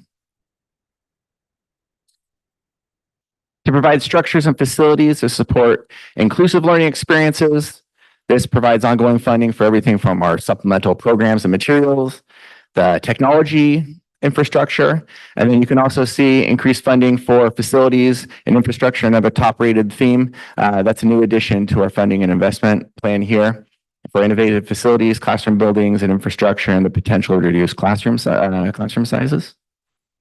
You also see additional funding for our new multilingual services program with important positions funded, such as the director and the coordinator position, dual language program, continued funding for state CO by literacy pathways as well. And finally, in goal 4, we'll nurture the whole child. We have a number of different positions that are funded here critical to our site needs and supplemental funding. You also see an increase in funding for field trips and student leadership opportunities aligned to college and career readiness, which has been a common theme and input that we've received as well. You'll see increased funding over in schools climate, and that's also providing the funding for those important staff members such as student supervisors, our APs, and our area administrators. And continued funding for visual and performing arts as a supplemental funding piece. And that's in addition to the Prop 28 funding that Ms. Grock has presented on prior. Next steps is I'll coordinate with Dr. McDuffie on doing public responses to the comments from the LCAP. The SBCO has our LCAP draft in hand. We're coordinating with them for any revisions and items they might have to be able to give their final authority. Working closely with Matt Beecher and Brian King on any statewide fiscal implications or any changes that might come about that. Incorporating the final recommended revisions from SBCO. And then I will return here on the 26th of June, seeking approval so we can adopt this LCAP and continue the employment funding into the upcoming school year. Thank you for your support for our community and kids. I'm here to answer any questions as part of this discussion item. Board colleagues, what questions or comments might you have? Yeah, Mr. Hollinshead. Dr. Humphrey, I was asking you, I was going to ask you about the continued funding of PE teachers through the LCAP to support pull out for the learning. I think it was listed in 4.1. I'll give you the page. Yeah, but I think, I've asked before to why we're continuing to fund our PE teachers in that way. It certainly wasn't, as a board member, my intent to have them used that way when we hired them. One of the things that we received in our board packet this week was about the summaries of our benchmark tests, and one of those things was fitness. And by and large, we didn't do very well, and we continue to not do very well. When I first started SARC, the SARCs usually bared that out as well. And so I'm a little, if we're talking about the whole child, I'm feeling like having our PE teachers used the way they are right now may address one thing, but at the loss of another, and certainly not with the intent that a physical educator is on our campuses, or I would intend to have them used on our campuses as a board member. So I was just wondering how, if you know or don't know, how does that not continue to be a position that's funded in that respect or for that reason, and then in turn become what we traditionally think of somebody who's providing physical education for our students and their well-being? Yeah, I think a portion of the answer is they could be funded through supplemental funding, and then we can make localized decisions on how we implement that work. If we're going to be changing them away from supplemental funding, it would take I think a larger conversation that I believe is in place right now, but I have to coordinate with Ms. Lo Chung Bu and Dr. McDuffie on potential next steps for that. Okay. Great. I just wanted to ask the question. Yeah, absolutely. Thank you.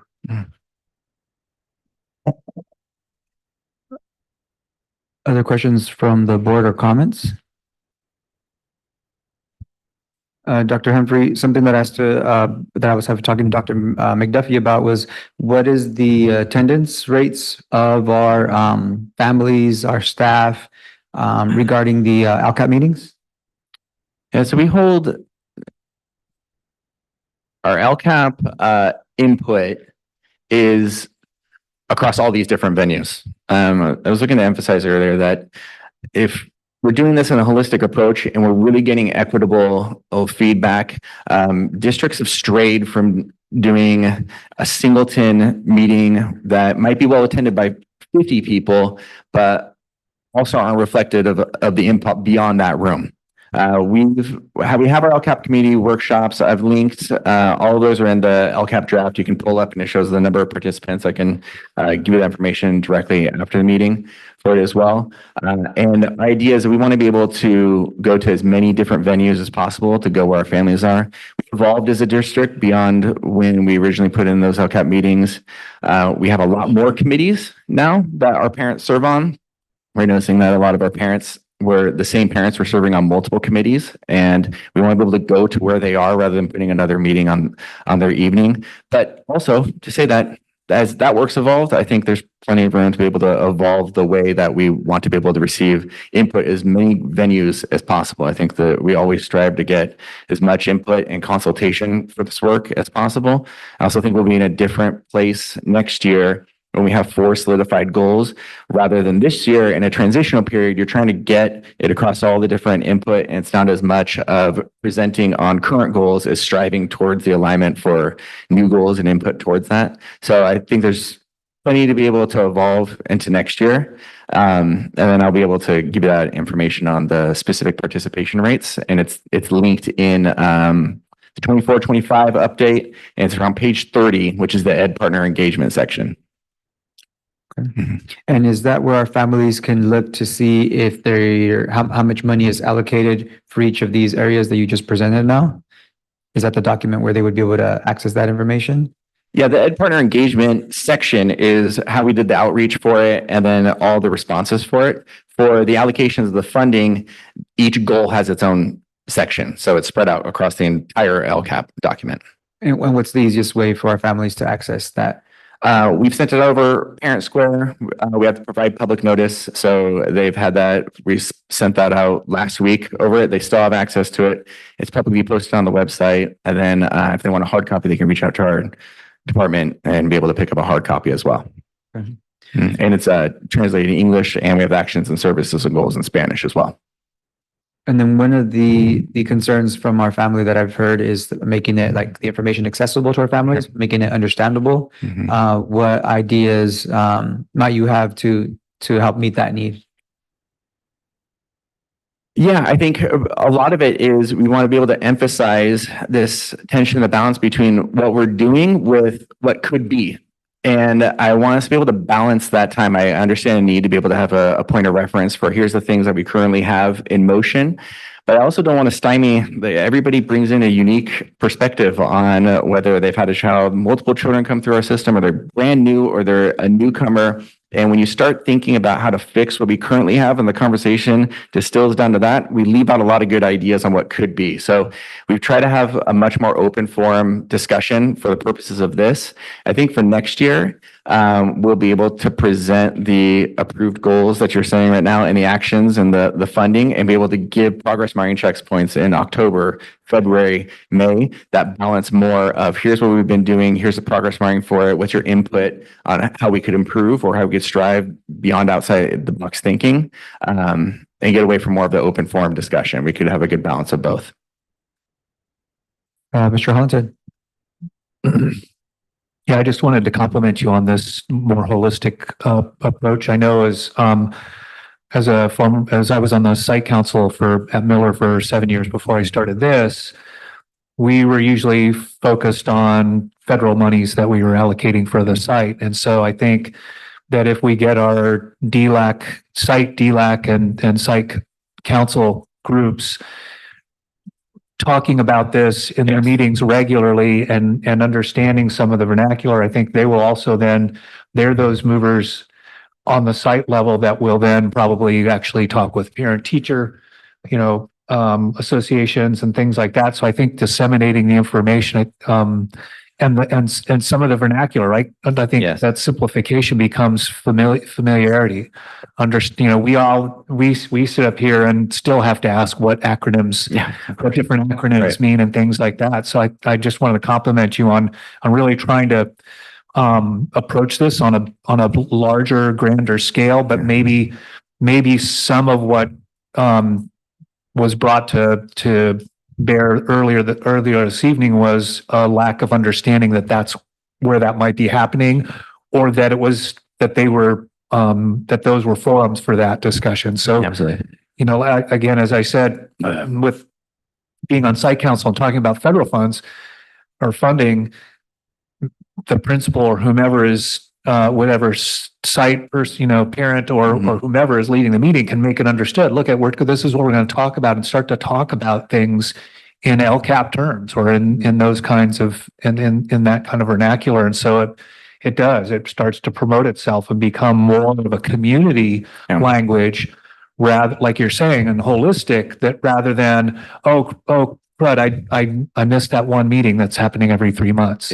Absolutely. Yeah, it's a good point. And I think, thank you for doing that. Yeah, thank you. I think something you also see in the next board packet is you'll receive a draft of all 21 school site SIPSAs as well. That's a portion that we've evolved as a district that used to have to be lockstep with the overall LCAP. And now, because we want to be able to encourage our schools to have more autonomy, because our school sites are very different. We might be in one district, but we have a lot of different needs per community. We want the site's investment plans to match that. And those SIPSAs are part of the LCAP. And so you'll see, I think, reflected in there that we've really empowered our school site councils, that those families don't have to come to one singleton meeting every few months to be able to be heard. They can be heard directly at their school site, and they make it localized, which is the most important part of this, decisions to have their own investment plan for their school site. And so you're going to see 21 SIPSAs with some familiarity across a couple and some difference, because they have different efforts. They have different initiatives and goals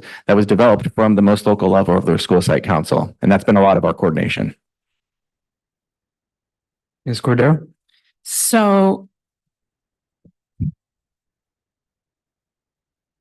I realize, it's been a while since, I've been at a school site dealing with the school plan in coordination with what we now call the local control funding formula. So it always felt somewhat redundant to have a school plan and a district plan, yet your school plan had to be in alignment with what the district plan is. So is the amount of paperwork required in a school plan still extensive? Or is it more streamlined so that you can, of the 4 main goals, you can pick the different individualized items under it, or whatever you want to do at your school site, you list them under what that goal is and how it helps to accomplish that? Yeah, there's a few parts to it. As a title funded school district, we are required that there's requirements that go along with the SIPSA. There's an annual review, a comprehensive needs assessment, and then the draft of the SIPSA. So it's a cycle where they look back on the year and try to understand, where do we make progress, where we didn't, right? What are our needs moving forward, and how can we take our site allocation and invest them towards those specific needs. So while every site has the same 4 goals aligned with our strategic plan, their implementation, some sites have more of an emphasis on letters. Some have decided with their school site council, they have more of an emphasis on SEL or MTSS. Their investment plan should mimic and mirror what that school's identity is for them. And that has strayed over the past couple of years, but it's provided maybe not less paperwork, but a lot more autonomy. And I think we'll continue to build investment for our families who attend the school site council meetings, that they can see real time action of their input being put into their local investments there at the site level. Okay, that makes good sense to me. And changing the topic completely. Yeah. And I don't think this is exactly a question, but I would assume that in our recruitment process, that we are diligently looking for additional interpreters. And that while that continues to be a huge need, that we are working on that all the time. Yeah, absolutely. Especially trilingual and ensuring that we can have as many Mixteco translation interpretation services as possible. Yeah. Okay. I mean, I understand the frustration, I think, that our parents have, but if they maybe helped be more proactive with some of the people that they know that might be willing to participate and even in some of the training so that they could help with some of those things. Yeah. At our meetings, we also there's also an organization that we pay a significant amount of money towards and investing in contracting for outside services for those individuals to be at the meeting that are Mixteco translators as well. Okay. But we'd love to strive towards internal employees as much as possible. Right. Yeah. Thank you. Ms. Cabral? Okay. I'm wondering in this new way of doing things this year that you're presenting, what's the participation from parents and community members? Has that increased with this new, or is it about the same? With the overall ed partner engagement? Yes. Yeah, across all the forums, it has increased. I think what we're alluding to on some of the specific LCAP community workshop, there's been less parents at that district-led one, but more parents at the localized level. Okay, so you're able to reach them that way, and they understand how to work the technology, because technology, I know some. Yeah, and we get incredible, and again, it's linked on there too. When you can go into the results, it will tell you how many are being Spanish translated too. And we keep getting an increasing number of, even when we do the online survey with nobody to do translation or service, but just the program to intuitively translate for them, we're getting an increase in Spanish responses too. We had actually more Spanish than English at one point. Great. Okay. All right. Thank you. Yeah, I appreciate that question because I do recall a few years ago going to an LCAP meeting and one of our community members was struggling with the technology. So still providing, paper and pen if necessary, and then being able to either take a picture or scan it so that we still have that feedback. And even things like Parent Square, a lot of our families don't know how to operate that technology. And so it's really important that we continue to find creative ways to make sure that we're getting that information from them. Yeah, the benefit, we've also seen an increase on the amount of input after the meeting. So in a traditional meeting, if you didn't get it on the Post-it note or you didn't tell the note taker in that moment of time, it creates this kind of undue sense of urgency. Yeah. You kind of had to leave it at that meeting. With Thought Exchange, we keep it open for the duration of the week after that. And we keep getting responses because they take a QR code, they talk to their family, they talk to their friends, they go home, and then they continue to have responses. So sometimes our responses grow pretty significantly post-meeting, which is another way to capture a lot that you couldn't do in the traditional way. And can you please make sure that you send that out to us so that we can have access to that before our next board meeting? Yeah, I'll highlight where it is. It's already linked in your 24-25 LCAP under the Ed Partner Engagement, I think pages 28 to 31. Excellent.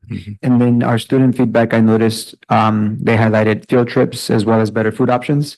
Is that reflected in our current LCAP? Yeah, if you go back to the college and career readiness goal, that was one of those that has a new expanded logo on there. That was increased funding for the college and career field trips. I think the obstacle is we'll increase the funding. We still have transportation challenges, but we want to make sure that we're making the investment that it's there for when those start to resolve. Better food options are under nutritional services, a federal program that's not included in this funding source for it, but I know Carlos and Nutrition Services continue to work with student leadership, and we just find the right outlet. Even if it's not in supplemental funding, it's good to get the input, even if it's not directly in our shop.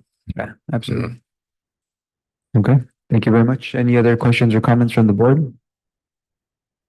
All right, with no further questions, the Board of Education acknowledges receipt of the Local Control and Accountability Plan, LCAP, and Local Indicators Update as presented. Thank you. Thank you. Item C, public hearing 2024-2025 budget. At this time, we will open the public hearing. And the time is 8:13 PM. Do we have any comments for the public hearing this evening, Dr. McDuffie? No, we do not. With no comments reported, the public hearing is now closed. And the time is 8:13. Item D, 2024-2025 budget study session. Mr. Beecher. Thank you very much, President Valencia. I'm glad I had one more opportunity to get it right before the meeting ended. And so appreciate you giving me the opportunity, calling on me, but I do want to hand it off immediately to Brian King so that he can walk you through the second session on our budget adoption for 24-25 school year. Great. Thank you, Mr. Beecher. Good evening, board. Good evening. So I'll be going over the budget for 24-25. As required by Ed Code, we have to have our budget public hearing after the LCAP public hearing, and then I'll be back on June 26th for the adoption of the budget, which happens after the adoption of the LCAP. So what we'll look at this evening, we will look at our summary of assumptions. We'll look at the budget. We'll look at revenue expenditures and fund balance by funding source, multi-year projections, general fund expenditures by function, and then the disclosure and justification of our any fund balance greater than 3%. So our multi-year assumptions, we do remove one-time costs related to one-time revenue or carryover. We contribute our 3% from the unrestricted general fund to the routine restricted maintenance account. We use our updated statutory rates that we get from the county office. And then down below there, the COLA and ADA, that hasn't changed since the last presented last board meeting. So our COLA is 1.07%, 2.93, and 3.08 in the 2 out years. We're moving into the realm now where our ADA is going to be our funded ADA. So we're either funded on current year, prior year, or 3-year average. And now we're kind of moving towards where our current year ADA is going to be our funded ADA. That's a result of our TK. Looking at our adoption budget, the state provides 2 types of funding to California schools, unrestricted and restricted. Dollars that are restricted are sometimes called categorical aid. The dollars are earmarked for specific programs like special education, migrant or child nutrition. Unrestricted dollars can be used for general education purposes. So here we have the column in blue is the unrestricted, green is restricted, and the tan color is the total. So for the unrestricted, we have revenue of almost 260 million. You reduce out the expenditures and our contributions to the restricted programs. We have a net decrease or deficit spending of $40 million. On the restricted side, taking that same approach, we have a net decrease or deficit spending of 15.9 for a total of $55.9 million dollars of decrease in fund balance, which is deficit spending. I'll get a little more deeper into it. You've seen this slide before. The blue is unrestricted, the green is restricted. It breaks it up into different buckets of funding and where we spend our dollars from the different buckets. So the general fund unrestricted, less LCAP, that has the highest revenue, highest expenditures. Basically, for that column, you think of what do we need for the first day of school to open the doors to welcome the students. You need a principal, you need a custodian, you need office staff. You need the HR department to hire the staff. You need purchasing to place the orders. You need district admin to support the sites. So everything you can think of for that is the general fund unrestricted, less the LCAP. And you see there that that is deficit spending 5.3 million. A new column there that I added for 24-25. That's for our solar project. We received all the funds from the solar lease in this fiscal year. And so those dollars are rolling over to 24-25, and we will spend them in 24-25. And then we also have our LCAP. The revenue from our LCAP, our supplemental concentration grant dollars, 73.5 million. And we also have $15.5 million of carryover. So those are the dollars that we weren't able to spend in 23-24 in our LCAP. We're required to carry them over to 24-25. So the total LCAP budget that Mr. Humphrey presented is $89 million. Moving on to the green, the restricted education, that's our title funds, special education, some are locally restricted education recovery. That is a lot of our one-time dollars, learn and recovery, arts, music, structural materials block grant, but it does have one ongoing piece, which is the expanded learning opportunities program. Our restricted recovery COVID, those are last of our ESSER funds, the last of our COVID dollars that we're spending. And then we have our restricted operations, which are routine restricted maintenance. And so if you look at the row third from the bottom, the net increase or decrease in fund balance, all those deficit spending, if you add all that up, that's the $55.9 million. So I did want to highlight columns 2 and 3 and 3, 4, 5, 6. Those are all, a lot of those are one-time dollars. So we have over $46 million of one-time dollars that is contributing to the deficit spending of the $56 million. So those one-time dollars are ending fund balance, funds we haven't spent in the prior years, that those one-time dollars we will spend in 24-25. Moving on, looking at our multi-year projections. So with the multi-year projections, we remove one-time revenues, one-time dollars. For example, COVID dollars, we remove our one-time LCAP carryover dollars, because if you have a carryover dollar from LCAP, you can only spend it once. You don't spend it on ongoing expenditures. We also have our step and column increases for certificate and classified staff.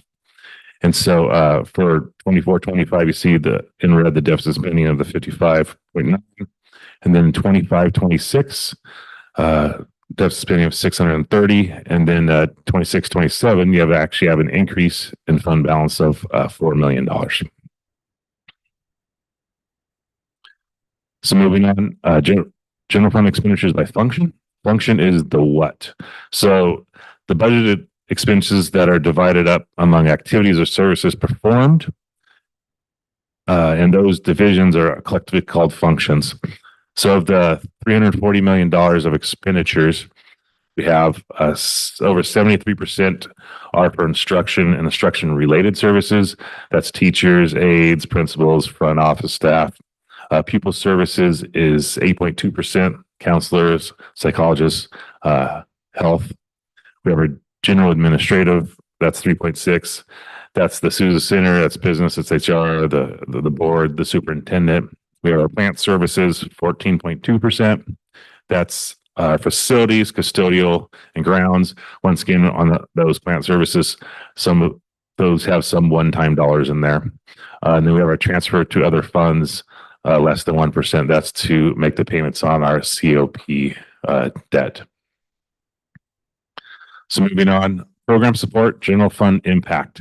So as in prior years, the board has determined the need to invest unrestricted general fund resources in the following programs to support their outcomes above and beyond the provisions that we get from the federal and state funding.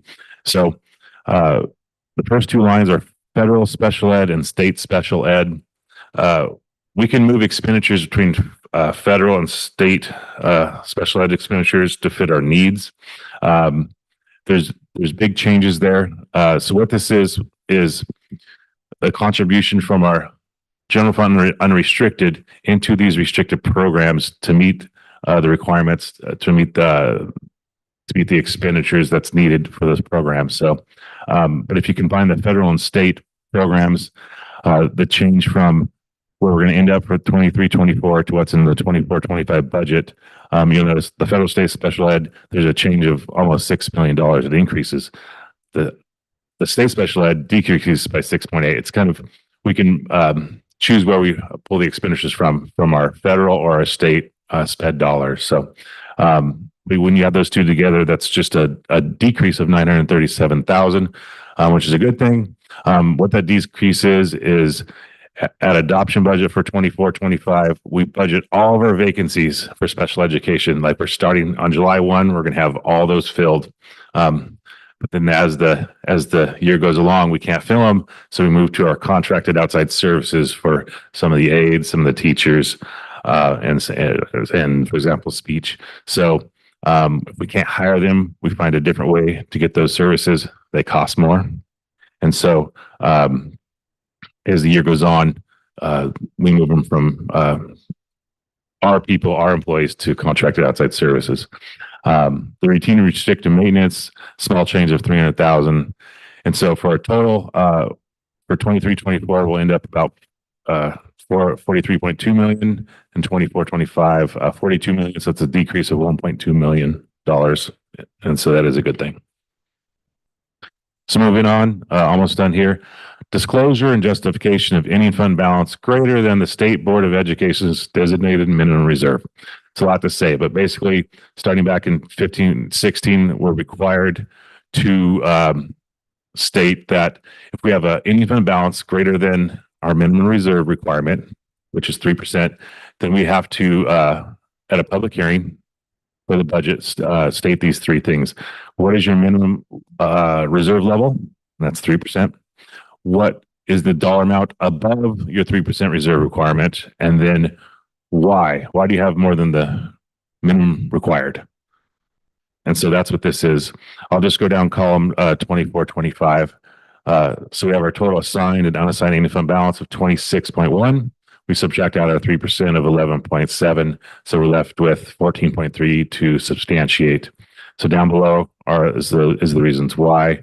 We have 10.5 set aside for future COP debt service payments, and 3.8 set aside for solar lease balloon payments, a reserve for the solar lease balloon payments if pending collections of the IRA tax credit. So with that, what's next? The assumptions include the budget provide a starting point for the district. Where's the economy going to be at? Is the legislature going to agree with the governor's proposals? And then we'll be back on June 26th. With that, I can answer any questions. Board colleagues, what questions or comments might you have?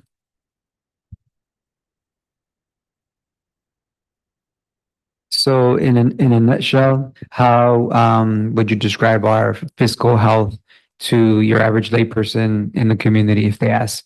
So how are we doing when it comes to budgets? I've heard that at the state level, there might be some decreases happening. Where are we at? Well, at the state level, the state is 20-something, 30-something billion that the state has to figure out that budget, but it's not going to be for the governor's plan. It will not affect our Prop $28, which is where the school districts, that's how we get funded from the state level. So we are going to receive that small COLA of 1.07%. But this is what we know now. It's from the May revision information. By the end of June, they do have to adopt the budget. Things can change. And then I'll be back in August for the 45-day budget revision, which will show, I'll let you know what the changes are from this. But in a nutshell, kind of going back to all those 6-7 buckets that I showed you where all the dollars come from, we're doing fine. Our general fund unrestricted less LCAP was deficit spending $5 million. It had a beginning fund balance of about 80 million. So we can meet our expenditures in the current year and the next 2 years. And so that is what the county cares about, and that's what the state cares about. And what we care about too. Yes, sure. Exactly. Cool. Thank you. Yeah. Other questions or comments from the board? All right, seeing no further questions or comments, the Board of Education acknowledges receipt of the review of the budget reserve requirements and the 2024-2025 budget study session and direct administration to bring the 2024-2025 budget item back for action to the next regular board meeting as presented. Item 13, new business. Are there any new business items from the board at this time? Yes, Ms. Cordell. I have a couple of things that I'm interested in finding a bit more about. One of them is our community grant, or not community grant, community schools program and how that is progressing. And I know we have some not terribly specific language in our board policies regarding the misuse of writing and whatnot from artificial intelligence. But I'm curious to know if we have or will be providing any training to our staff across the board about appropriate use of it for them in their teaching and planning and whatnot. And if anything more substantial, it might be in the works in the way of board policy. So. Thank you very much, Ms. Cordero. Anything else from the board? Item 14, board and superintendent reports. Mr. Hollinshead. Just a brief, I was remiss. I went first last time and you guys were also on it in a timely manner on congratulating everybody on completing the year and looking forward to the summer. I didn't even realize we were already there. So I know it's super late, but yeah, I certainly wanted to congratulate everybody on a great year. I did have an opportunity to talk with a couple of the faculty members from El Camino, and they felt like their year ended very well, and they were all in a positive mindset when we were at their promotion ceremony. So I felt really good about that because the people I was talking to are some of the stakeholders who were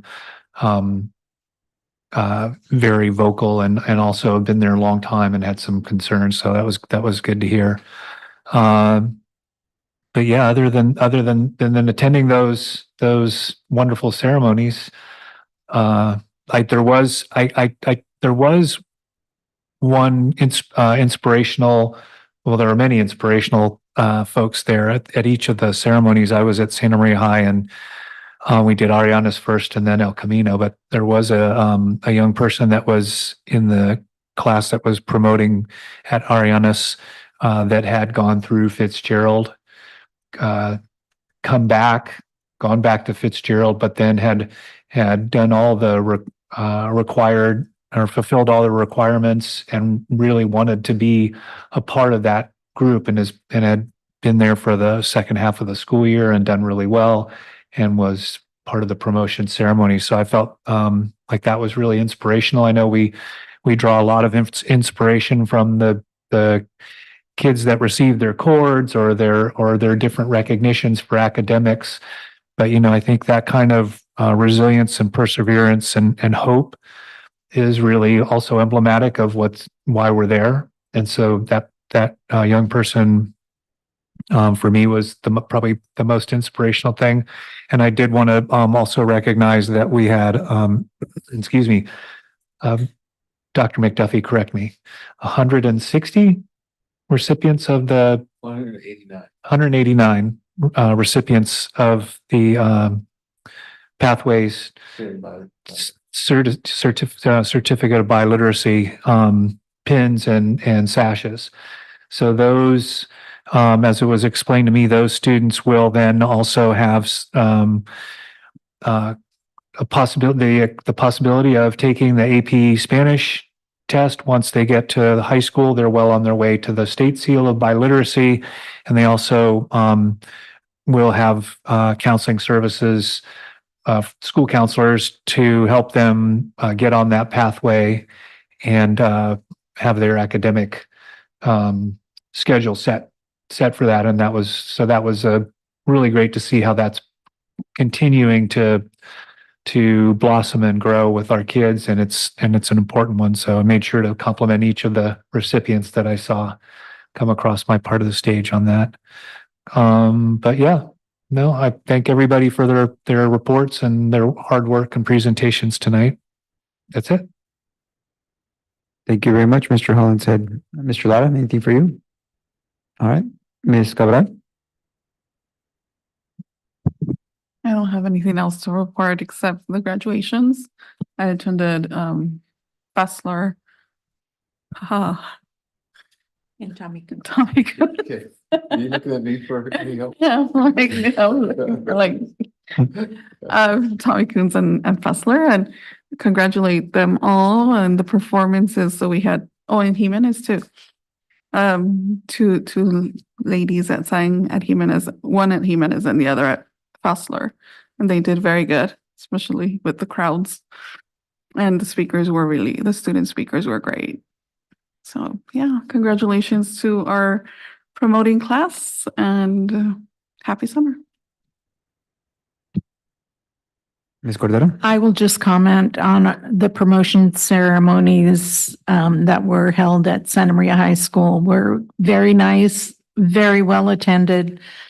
Students were respectful and I guess a little bit nervous. Some of them just tried to run past you instead of shaking your hand. But all in all, it was very nicely done and students were recognized for their accomplishments, both academic and physical fitness and leadership.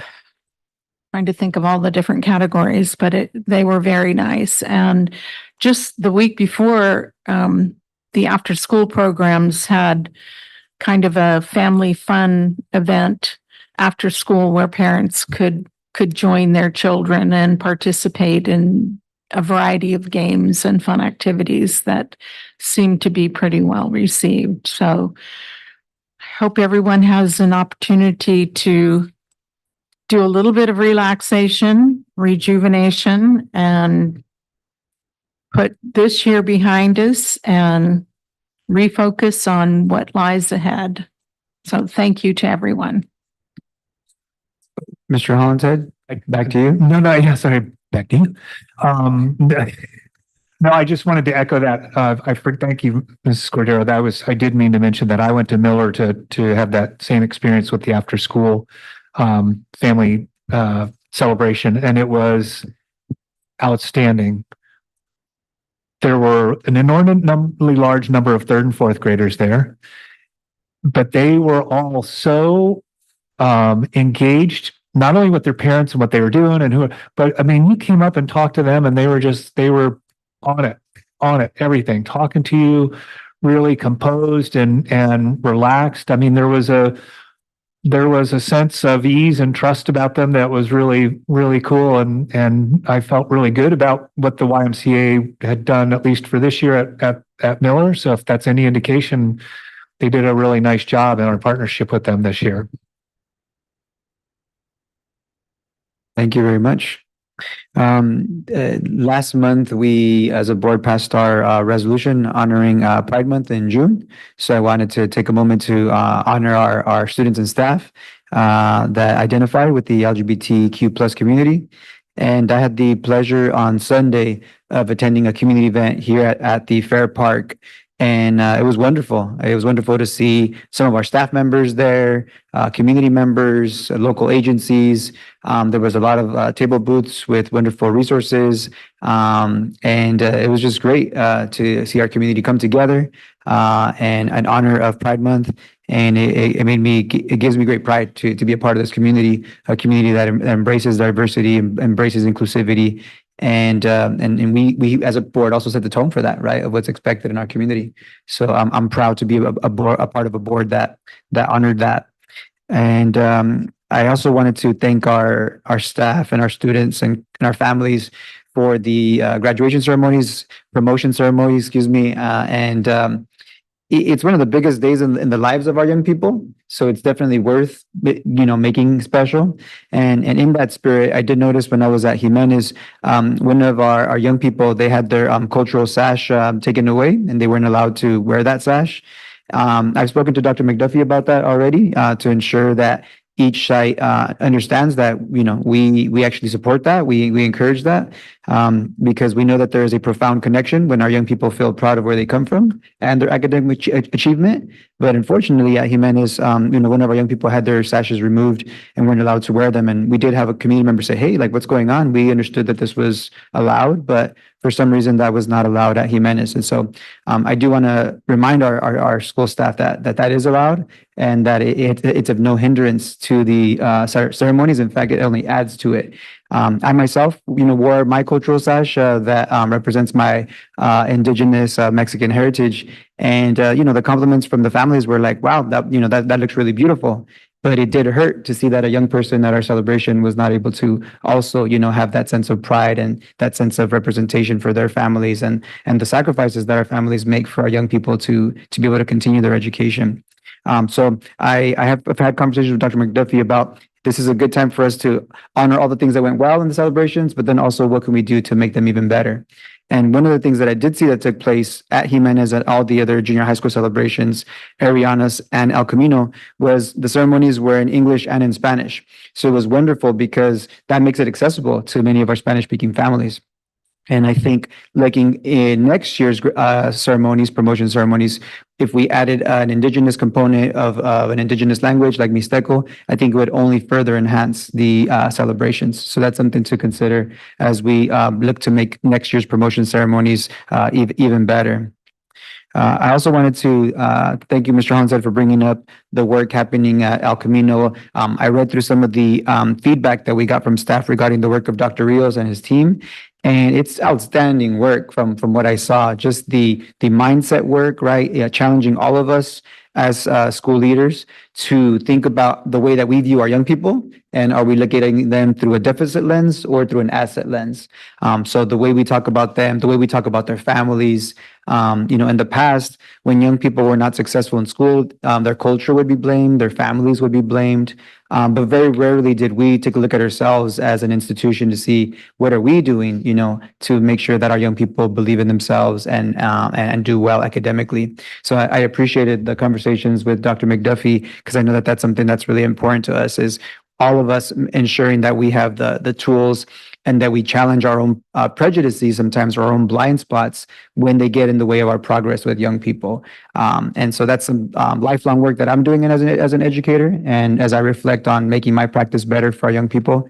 And that is also something that I encourage all of our staff to continue to do because we know that our young people are capable of doing outstanding things. We've seen them, on promotion stage and all the exciting things that they're doing, their goals, their excitement.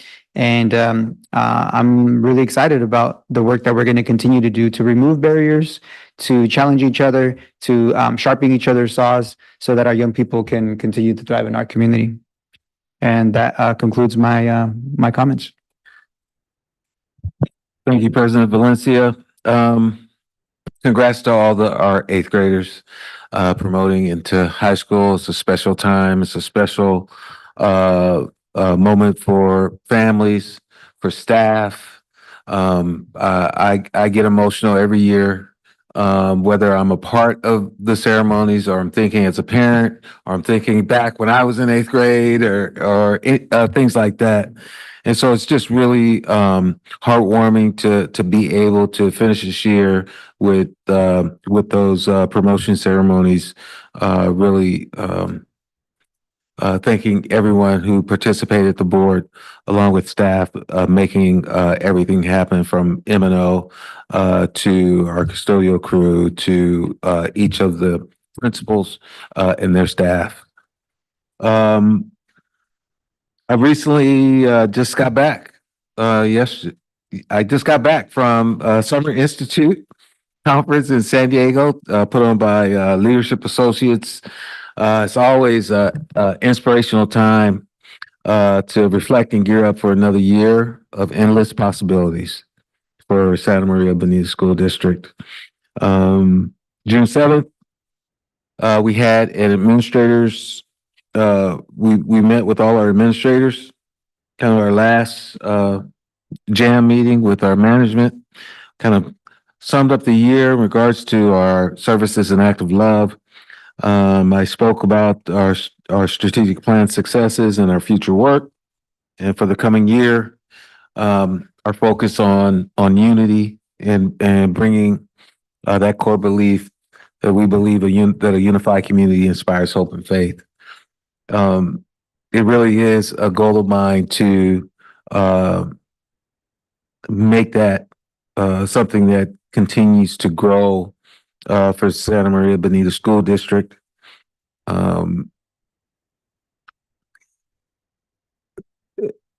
You know, as we talk about the LCAP and the participation of our parents and the participation of our students, it is so key to everything we do.